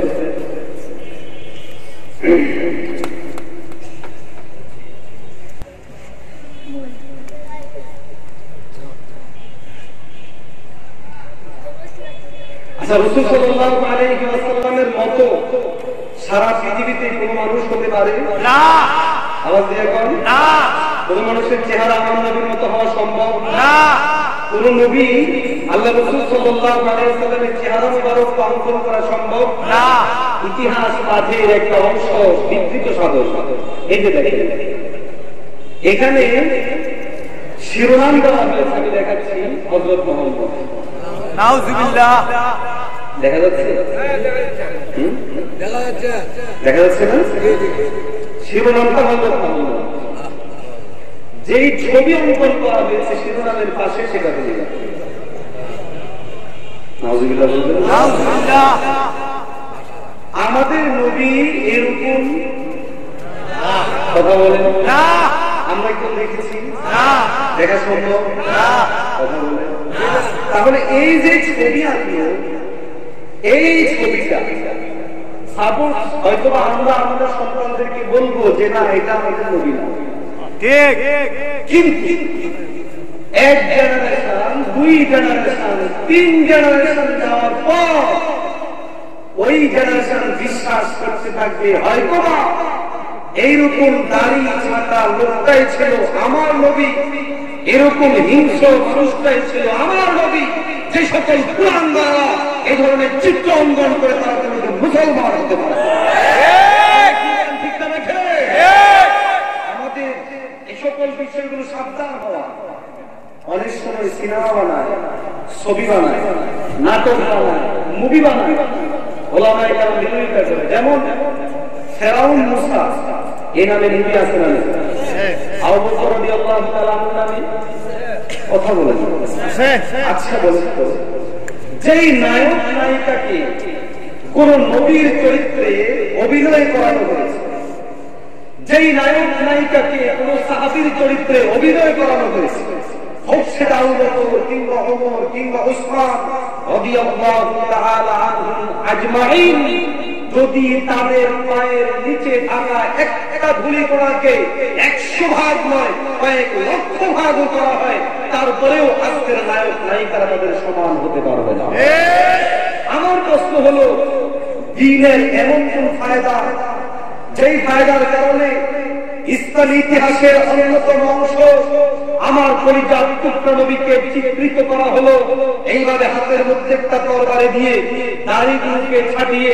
আমার প্রশ্ন, আবু বকর, ওমর, উসমান যারা আমাদের ইতিহাসের অন্যতম একটা অংশ, তাদেরকে কেন চিত্রিত করা হচ্ছে? এর পরিচ্ছন্ন জবাব হলো, বেঈমানরা আগামী প্রজন্মগুলোর সামনে আবু বকরকে, ওমরকে, উসমানকে প্রশ্নবিদ্ধ করতে চায়।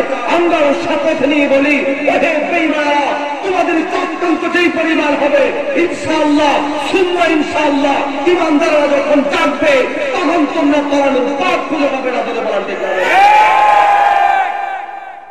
ঈমানদারদের জাগরণের সময় আনা উচিত, বুঝা উচিত যে ইতিহাসের অভ্যন্তরে আমাদের পাঠ চুকিয়ে দেওয়ার জন্য ইতিহাসের বিকল্পতা সৃষ্টি করা হচ্ছে। আমি মাঝখানে একটা শিরোনাম নিয়ে এসেছিলাম বিবর্তনবাদে। আপনারা বলেন তো, ইতিহাসের অন্যতম অংশ এবং আমাদের ঈমানের অংশ আমাদের স্রষ্টা আল্লাহ। আমার যে সন্তানগুলোকে স্কুলে, কলেজে, ইউনিভার্সিটিতে বিবর্তনবাদ করানো হচ্ছে, এটা টার্গেট আর কি হতে পারে? আমি এক বিজ্ঞানীকে প্রশ্ন করেছিলাম, আপনি বিবর্তনবাদ বিশ্বাস করেন? যেটা আমার পছন্দ উনি বলল, হুজুর বিশ্বাস করি না, বাকি কাগজে পত্রে আছে ওটা পড়ি আর কি, বিশ্বাস করি না। আমি এক জুমায় বলেছি, সায়েন্স ল্যাবরেটরি মসজিদে আমি জুমায় বলেছি, তারপর সবাই বিজ্ঞানী এখানে অধিকাংশ, আমি আমার নিজ টাকা দিয়ে আগামী 100 বছর 2টা বানরকে আমার ঘরে বেঁধে রাখবো। আমি দেখতে চাই এই বানরগুলো মানুষ হয় কিনা। সম্ভব না? আওয়াজ দিবেন সম্ভব? আমি আমার টাকা খরচ করে রাখবো। কত বছর রাখা লাগবে, কত বছর পরে বিবর্তন হবে আমি দেখতে চাই। যত বছর পরে বিবর্তন হবে অত বছর এই 2 বানরের কিংবা একটা বানরের পাল পৃথিবীর যে কোনো জাত, যেই জাতটা মানুষ হয় বিবর্তন হয়ে, ওই জাতের পুরো খরচ আমি বহন করবো। আসুন তো দেখি যেটা বিবর্তন হয় কিনা। তখন তারা বলল যে না, এটা সম্ভব না। ওনারাও বিশ্বাস করেন, আলহামদুলিল্লাহ, আমাদের মুসলিম বিজ্ঞানীরাও বিশ্বাস করে, কিন্তু আমাদের আশ্চর্যের জায়গা বিবর্তনবাদের ছবি দিয়ে আমাদের নবী সাহাবীদেরকে কর্তন করা, এই যে একটা টেকনিক্যালি কৌশল অবলম্বন করা হলো, এই ব্যাপারে আমাদের সচেতন হওয়া দরকার আছে না? ইতিহাস পাঠের অন্যতম একটা অংশ আমাদের ঐতিহ্য সংরক্ষণ। ঐতিহ্য সংরক্ষণ আমাদের অনেকেই পোশাক আশাক নিয়ে যখন কথা বলা হয় তখন বলে যে ইসলামের ধর্মীয় আলাদা কোনো পোশাক নেই। বলে কি বলে? উনাদের বলে দাবি যে আল্লাহর নবী সৌদি আরবে আসছিলেন, সৌদি আরবে আসার কারণে সৌদি আরব সেটা গরম গরম এরিয়া, এই জন্য আল্লাহর নবী যেরকম লম্বা জুব্বা পড়তেন অন্যরাও লম্বা জুব্বা পড়তেন। আল্লাহর নবী যেরকম পাগড়ি পড়তেন আবু জাহেল, আবু লাহাবও পাগড়ি পড়তেন। বলে কি বলে না? কথা বলে। দেখুন কত কৌশলে আমাদেরকে বিকৃত করা হচ্ছে। আমি তখন বললাম, আল্লাহর নবীর সাথে কোন কাজের মিলানোটা কাফেরের সাথে হবে না, আমার কাজের মিলানোটা আল্লাহর নবীর সাথে হবে। আল্লাহর নবী যেই কাজ করেছেন, কাফেররা যদি এটা এর চেয়ে বেশিও করে এরপরও সেটা কাফেরদের কাজ, আর আল্লাহর নবী যদি কমও করে তাহলে সেটাও আল্লাহর নবীর কাজ। আমার নজর থাকবে আল্লাহর নবীর দিকে, কাফের মুশরিক বেঈমানের দিকে। আপনি আমি যদি এই থিওরি না আনি তাহলে বিপদে পড়বে। যেমন আল্লাহর নবী মানুষ ছিলেন, আল্লাহর নবী খানা খাইছেন, পোশাকের মধ্যে যদি সুন্নত না থাকে আমি দাবি করব খানার মধ্যেও কোনো সুন্নত নাই। আপনি কেমনে প্রমাণ করবেন খানার মধ্যে সুন্নত আছে? কারণ আল্লাহর নবী মানুষ, মানুষে খানা খায়, কাফের মুশরিকরাও খানা খায়, আল্লাহর নবী খানা খাইছে, সুতরাং খানার মধ্যে কোনো সুন্নত নেই। ঘুম একটা মানুষ হিসেবে সে ঘুমাবে, কাফেররাও ঘুমাইছে, আল্লাহর নবীও ঘুমাইছে। আমিও স্বীকার করবো ঘুমানোর মধ্যে কোনো সুন্নত নাই, হাঁটার মধ্যে কোনো সুন্নত নাই, চলার মধ্যে কোনো সুন্নত নাই, কোন জায়গার মধ্যে কোনো সুন্নত নাই।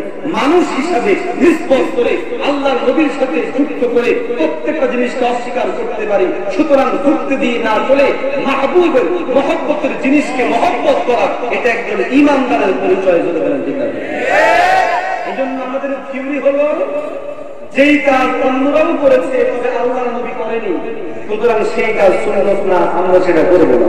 কিন্তু যেই কাজ অন্যরাও করেছে আবার আল্লাহর নবীও সাল্লাল্লাহু আলাইহি ওয়াসাল্লাম উনার পদ্ধতিতে আমাদের সামনে করে নিয়ে আসেন, সেটা আল্লাহর নবীর কাজ, অন্যরা করুক চাই না করুক, এটা আমাদের জন্য সুন্নত।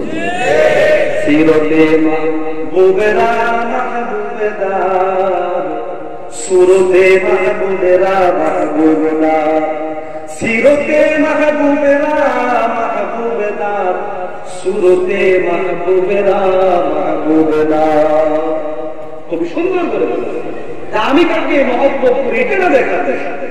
আপনি পাঞ্জাবি জুব্বা পড়বেন না, এটা আপনার ব্যক্তিগত অভিরুচি, কিন্তু আল্লাহর নবী পড়েছেন সেটাকে কাফের নাসারার সাথে মিলাবেন, এটা অন্ততপক্ষে একজন ঈমানদারের হতে পারে না। আবার ঠিক না? মোহতারাম হাজরিন, সুতরাং ইতিহাসের পাঠের এই অংশগুলি আমাদের ইতিহাস, আমাদের ঐতিহ্য, আমাদের তাহজিব, আমাদের তামাদ্দুন, আমাদের সৃষ্টি স্রষ্টাগত বিশ্বাস আমাদেরকে মজবুত করতে হবে। ইদানিং কালে আরেকটা দাওয়াত শুরু হয়েছে, সেই দাওয়াত হলো আল-আম্বিয়া ও সাবিকুনের দাওয়াত, ঈসা মিসিহের দাওয়াত, মুসা আলাইহিস সালামের দাওয়াত। আপনারা বিশ্বাস করবেন না, আর তরিকুল জান্নাত, জান্নাতের পথ কোরআন হাদিসের রেফারেন্স দিয়ে লেখা, দেখলে মনে হবে মুসলমানের লিখেছে। কথা বুঝেননি? মানে এখানে দাওয়াতুল কুফার, দাওয়াতুল কুফার বিলিবাসিল আম্বিয়া, আম্বিয়া কিরামের লেবাসে, কখনো মুসা, কখনো ঈসা, কখনো ইব্রাহিম, বিভিন্ন আম্বিয়া কিরামের রেফারেন্সে খ্রিস্টান মিশনারিরা দাওয়াতি কাজ চালু করেছে, নবীদের রেফারেন্স দিয়ে দিয়ে তারা সেই দাওয়াতি কাজ করছে। এই জন্য আমাদের যে সকল ভাইয়েরা খ্রিস্টান মিশনারি এলাকায় কাজ করতে যায়, এদেরকে বলে যে আপনারা কি নবীদের বিশ্বাস করেন না? হ্যাঁ করি। আপনার ঈমানের যে সকল কালিমা আছে সেখানে তো এটাও আছে, সমস্ত নবীর উপর ঈমান এনেছেন। হ্যাঁ, তাহলে আপনারা কেন মুসা, ঈসা এদের প্রচলিত পরিচালিত ধর্মকে কেন মানেন না? একজন সাধারণ মুসলমানকে এই প্রশ্ন করলে সে বিভ্রান্ত হবেনি? কথা বলেন না, হবেনি? এখন আমরা জবাব দিব, সেই জবাব আশা করি সবার জানাও আছে। কথার কথা, যারা ঈসা আলাইহিস সালামের হয়ে দাওয়াত দেয় তাদেরকে এলজামি জবাব দিব, তাহলে তুমি ঈসা আলাইহিস সালামের কেন দাওয়াত দিচ্ছ? তুমি মুসারটা মান দিতে পারো, সেটা দাওয়াত দাও। ঠিক না? এখানে মৌলিক জবাব, আমাদের নবী আসার পর অন্য সকল ধর্ম রহিত হয়েছে, আমাদের নবীর ধর্মটা এমন এক ধর্ম যেখানে আল্লাহ আগত এবং তদানীন্তন সমস্ত মিল্লতে মুসলিমার জন্য ধর্ম ছিল। আগের যত আম্বিয়া কেরামগণ ছিলেন তাদের দ্বীনের যে দাওয়াত সেটাও ছিল। সুতরাং আমরা মুসলমান, এজন্যই সমস্ত আম্বিয়া কেরামের উপর ঈমান আনি। তবে যেহেতু আমার নবীর আনিত দ্বীন এটা অবিকৃত, ওনাদেরটা বিকৃত, আমাদের নবী আসার পর সেই দ্বীন রহিত হয়ে গেছে, সুতরাং রহিত দ্বীনকে আর মানার প্রয়োজন নাই। আমাদের নবীর যেটা আমরা মানি এটাই আমাদের জন্য যথেষ্ট। তারা কত ভাবে বিপ্লবী করে জানেন?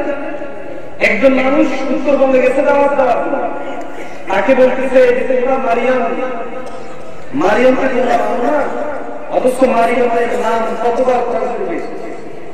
চিন্তা করে না যে তোমাদের হাদিয়াতুল কুবরার নাম আসছে, ফাতেমা রাদিয়াল্লাহু তাআলার নাম আসছে, এভাবে বিভিন্ন জনের নাম বলে আসলেও কতবার আসছে, সাহাবীদের মধ্যে কতজনের নাম আসছে, অথচ আমাদের কতজনের নাম আসছে তোমাদের কোরআনে। দেখো, এই জন্য আমাদের এটাই সঠিক, এরকম করে বিতর্ক করার চেষ্টা করে। আমাদের বন্ধু হাসতে হাসতে বলছে, যদি শুধু নাম আসার কারণে, নাউযুবিল্লাহ, শুধু যদি নাম আসার কারণে কোনো অধিক পদমর্যাদা পাইতে হয় তো শয়তানকে পদমর্যাদা দাবি করতে পারবে। কি বলেন ঠিক না? আজকে এগুলো এমনি জবাব আমাদের তৈরি করতে হবে। চক্রান্ত বেড়াজাল বড় কঠিন হয়ে গেছে।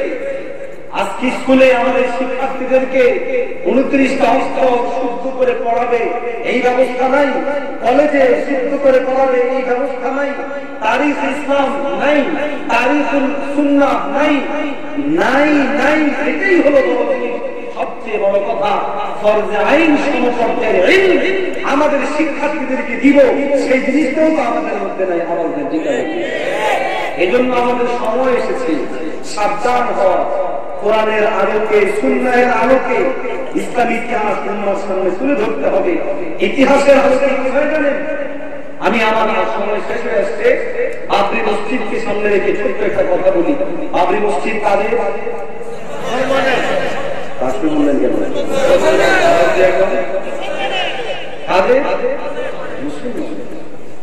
ঠিক না? ইতিহাসে এই মসজিদ 2 বছর না, 200 বছর না, 5 শতাধিক বছর আগের প্রমাণিত বস্তু হলো বাবরি মসজিদের জায়গাটা। আমি শুনে না ভুল বললাম? ঠিকই দেখি। ইতিহাসকে পুনরুজ্জীবিত করার জন্য, ইতিহাসকে শেষ করে দেওয়ার জন্য উল্টা ইতিহাস সৃষ্টি করা হবে। আমি শুধু কুফফারদের কৌশল আপনাদেরকে বোঝানোর জন্য বলছি। ইতিহাস নিঃশেষ করার জন্য আরেক ইতিহাস সৃষ্টি করা হয়। ভারতীয়রা, হিন্দুরা বাবরি মসজিদ দখলের পিছনে বড় যে যুক্তি দিয়েছে সেটা কি? আজকে যেখানে মসজিদ সেখানে আমাদের মন্দির ছিল। আজকে যেখানে মসজিদ সেখানে কি ছিল? কথা বলেন।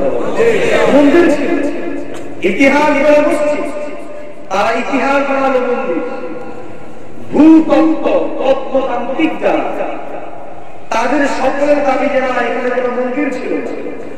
তাদের যিনি সাবেক বিচারপতি তারও দাবি এখানে কোনো মসজিদ, এখানে কোনো মন্দির ছিল না। কিন্তু তাদের দাবি এখানে মন্দির ছিল এবং সেটা রাম মন্দির ছিল।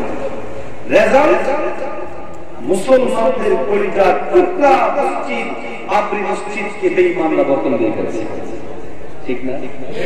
কিসের মাধ্যমে ছিল? তাদের জমি, আবার কিনা জমি, দাদার কিনা জমি, 14 গোষ্ঠীর কাবার কিনা জমি না, সভ্যতা দিয়ে বলি দেওয়া হল কি এখানে রাম মন্দির ছিল। তো তোমাদের রাম মন্দিরের অস্তিত্ব কই? বলে যে মুসলমানরা শেষ করে দিয়েছে। তো কত সালে শেষ করলো বলো? কে প্রতিষ্ঠা করেছে বলো? কিভাবে প্রতিষ্ঠা করেছে বলো?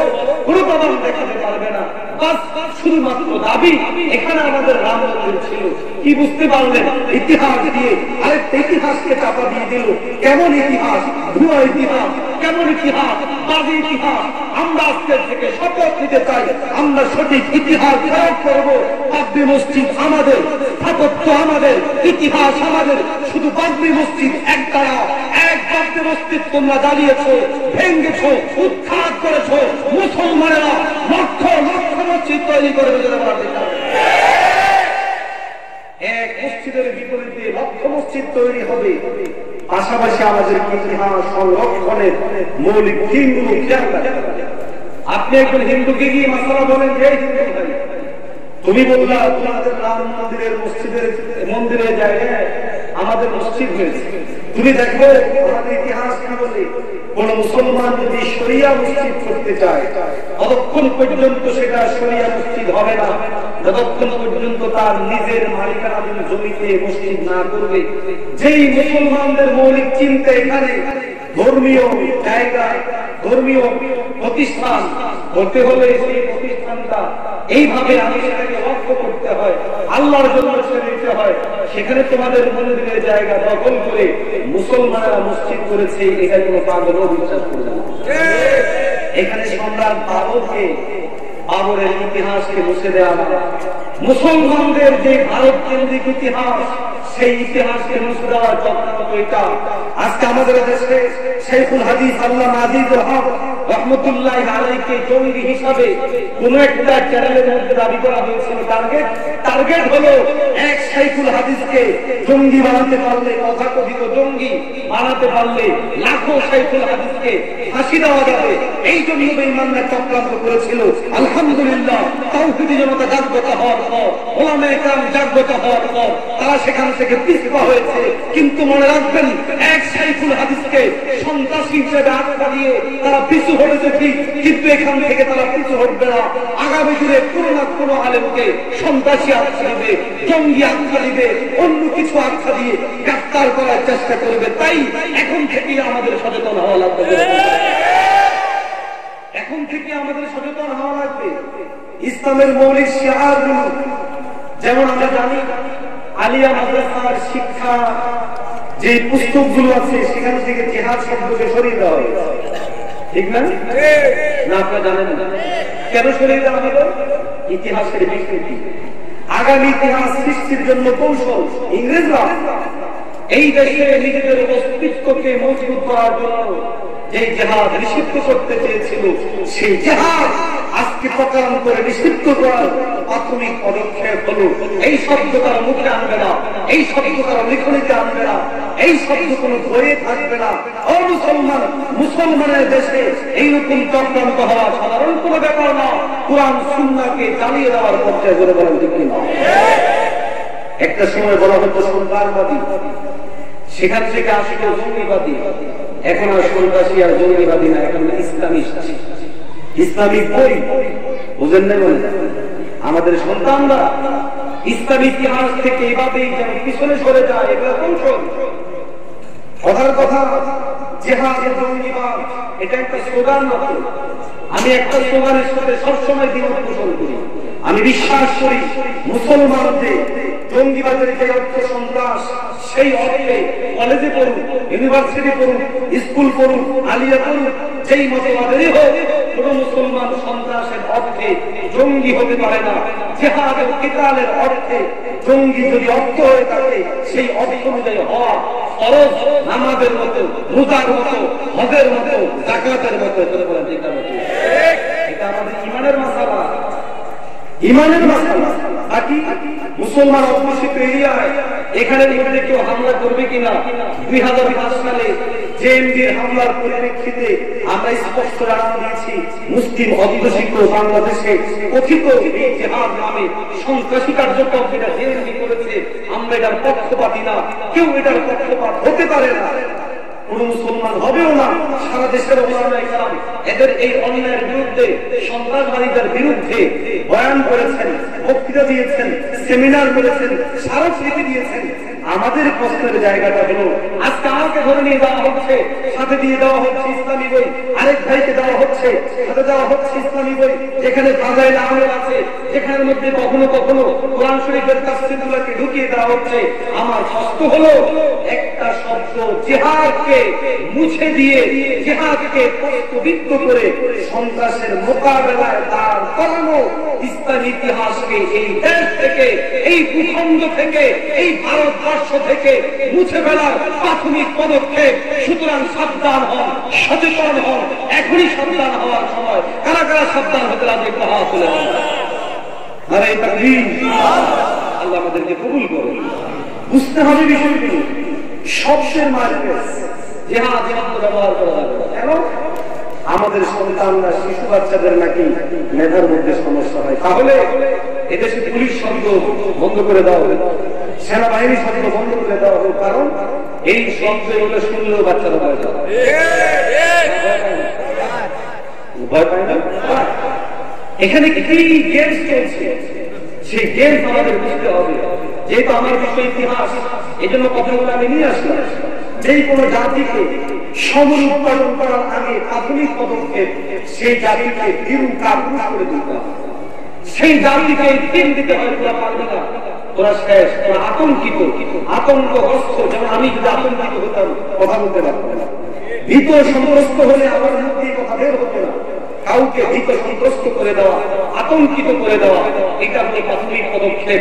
সেই পদক্ষেপ নিয়েছে জিহাদ শব্দ। জিহাদ আজ আলিয়া মাদ্রাসা থেকে বাদ, কাল কোন মাদ্রাসা থেকে বাদ, পরশুদিন কোরআন শরীফ থেকে বাদ দিয়ে দিবে শরীয়ত থাকবে। যে কোনো জায়গা থেকে বাদ দেওয়া মানে আপনারা সেটা ভাববেন যে কথা কেউ যদি এখানে সশস্ত্র উত্তরণের মাধ্যমে সরকার দখল করতে চায়, এগুলোকে আপনারা যে করেন, কিন্তু ইসলামের মৌলিক বিধান যেটা আপনারা জানেন, মনে রাখবেন এই দেশ স্বাধীন হয়েছে, স্বাধীনতার ফল আপনি আমি ভোগ করছি, এমনিতে হয়নি। আমাদের আসমাদের ফতোয়ার ভিত্তিতে হয়েছে। সেই ফতোয়া ছিল জিহাদের ফতোয়া, সেই ফতোয়া ছিল যুদ্ধের ফতোয়া, সেই ফতোয়া ছিল লড়াইয়ের ফতোয়া। আজকের দিনে যারা জিহাদকে বাদ দিতে চায়, আমি বলি তারা দেশদ্রোহী আমাদের চিন্তা করছে। মুসলিম ভূখণ্ডে এই শব্দ বাদ দিবেন কেন? এই শব্দ কোরআনে, এই শব্দ হাদিসে, এই শব্দ ইসলামী ইতিহাসে, এই শব্দ নবীর সাথে যুক্ত, এই শব্দ সাহাবীর সাথে যুক্ত।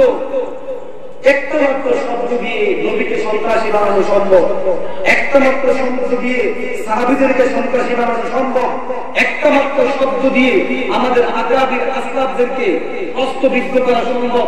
নুরউদ্দিন জঙ্গি রহমতুল্লাহ আলাইহি কত বড় মর্দে মুজাহিদ ছিলেন, কত বড় আল্লাহ ওয়ালা ছিলেন, কত বড় বীর মুজাহিদ ছিলেন। আজকে নুরউদ্দিন জঙ্গি শব্দটা নিলে, জঙ্গিবাদী শব্দের কারণে যে কেউ মনে করবে লোকটা সন্ত্রাসী ছিল। আজকেও জিহাদ শব্দটাকে প্রস্তুত করা হলো, জিহাদ শব্দটাকে নিষেধ করে দেওয়া হচ্ছে, মুছে দেওয়া হচ্ছে। আগামী জিন্দেগিতে কেউ কোরআন শরীফ পড়বে, দেখবে যে কিরে এই জিহাদ শব্দই তো আমি জানি, এটা মানে সন্ত্রাসবাদ, এটা মানে জঙ্গিবাদের সন্ত্রাসবাদিতা অর্থে। কখন সেটা পড়বে আর ভাববে এই কিতাব পড়া যাবে না, কারণ এই কিতাব সন্ত্রাস মুশকিল দেয়। বুঝছেন না? বোঝেন না? একটা মাত্র শব্দ, এগুলা হলো ইতিহাসের পাঠ। ইতিহাস এইভাবে বিকৃত হয়, ইতিহাস এইভাবে একটা জাতিকে শেষ করে। আল্লাহর নবী জিহাদ করেছেন করে নাই? আপনার আমার মাথার মধ্যে ঢুকিয়ে দেওয়া হলো জিহাদ মানে হলো সন্ত্রাসবাদ, জিহাদ মানে হলো অন্যায়। আপনি যখন আল্লাহর নবীর জীবনী পড়বেন, সিরতের পাতায় পাতায় নবীর জিহাদের কথা আছে না নাই? কথা বলেন, সেখানে সিরাত আছে, সেখানে মধ্যে আল্লাহ রাসূল সাল্লাল্লাহু আলাইহি ওয়াসাল্লামের মাগাজি আছে, সেখানে মধ্যে জিহাদ শব্দ আছে, হাদিসের কিতাবগুলোর মধ্যে ঘুরে ঘুরে শব্দ আছে, আবু বকর রাদিয়াল্লাহু তাআলার জীবনীতে এই শব্দ আছে। আমার সন্তানকে শিক্ষাঙ্গনে মানসিকভাবে গড়ে তোলা হলো জিহাদ মানে সন্ত্রাসবাদ। আর আগামী প্রজন্ম একটা সময় তৈরি হবে যারা ঈমান হারা হওয়া লাগবে না, অটোমেটিক তারা ঈমান হবে। আমি কথা বুঝাইতে পারলাম তো? সুতরাং আপনার আমার এখন যেটা করণীয় সেটা হলো তারিখের ব্যাপারে আমাদের সচেতন হওয়া উচিত। ইসলামী ইতিহাসের রূপ, আমাদের উপমহাদেশের রূপ, খেলাফায়ে রাশিদিনদের গোটা জিন্দেগি যে ঐতিহাসিক রূপ আছে, সেই সকল জিনিসগুলো আমাদের সামনে নিয়ে আসতে হবে, না হয় আগামী জিন্দেগি ভয়ানক। কোন স্কুল কলেজের ছেলে ইসলামী বই কিনবে না, হাজার আমরা কিনবে না, কেমনে কিনবে? মনে করেন আমাদের দেশে বিভিন্ন অপরাধী করা হয়, যেমন কারো কাছে যদি কোনো গাঁজা খাওয়া হয় তাকে ধরা হয় কিনা? কথা বলুন, কেন ধরা হয়? কেননা গাঁজা এটা এমন এক জিনিস, যে জিনিসটা বহন করা অপরাধ। এই জন্য যদি কারো কাছে গাঁজা পায় তাকে গ্রেফতার করে প্রশাসন। এই জন্য আমি একজন সচেতন নাগরিক হিসাবে কখনো গাঁজা বহন করি না। এই দেশে যদি কারো কাছে অন্যায় ভাবে পিস্তল পাওয়া যায় তাকে গ্রেফতার করা হয় কিনা? কেন গ্রেফতার করা হয়? কেননা একজন সাধারণ নাগরিক অনুমতিবিহীন কোন পিস্তল বহন করা অপরাধ। এই জন্য পুলিশ তাকে গ্রেফতার করে। বিদায় আমি একজন সচেতন নাগরিক হিসাবে আপনাদের সহায়তা পর্যন্ত এসেছি, কিন্তু আমি কোন অস্ত্র হাতে বহন করে আসিনি, কারণ আমি জানি এটা অপরাধ। মদ কেউ বহন করলে প্রশাসন তাকে গ্রেফতার করে। কেন করে? মদ বহন করা অপরাধ। আমি একজন সচেতন নাগরিক হিসেবে মদ বহন করি না। কেন? যেহেতু এটা বহন করা অপরাধ। তাহলে বোঝা গেল যেই জিনিস বহন করলে প্রশাসন ধরে, আইনের চোখে এটা অপরাধ, অন্য সকল মানুষ সেই জিনিসটা বহন করতে চায় না।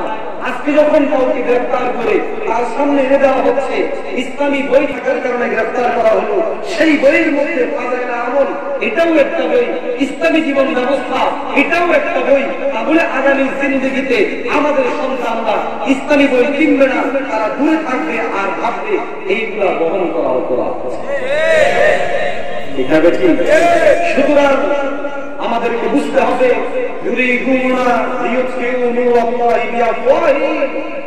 তারা আল্লাহর নূরকে বিভিন্ন ভাবে নিবাতে পারছে। কোথাও মিডিয়ার থ্রু, কোথাও প্রশাসনের থ্রু, কোথাও কুফফারদের থ্রু, কোথাও রয়েল, কোথাও আইএসএস, কোথাও এটা, কোথাও সেটার সমস্ত চক্রান্তের টার্গেট ইসলামকে শেষ করা, দ্বীনকে শেষ করা, শরীয়তকে শেষ করা। তবে এটাও ঠিক, ইনশাআল্লাহ আমরাও ঈমানের সাথে তৈয়ার থাকবো, কুফফাররা যতই চক্রান্ত করুক মোকাবেলা করবই করবে ইনশাআল্লাহ। আল্লাহ তাআলা আমাদেরকে কুফফারদের মোকাবেলা যথাযথভাবে করার লক্ষ্যে ইসলামী ইতিহাসের বাস্তবিক অর্থে যেই পাঠ, সেভাবে পাঠ করা, সেভাবে গবেষণা করা, সেভাবে আমাদের সামনে আনার তৌফিক দান করুন। আমিন ওয়া আখিরু দাওয়ানা আলহামদুলিল্লাহি রাব্বিল আলামিন।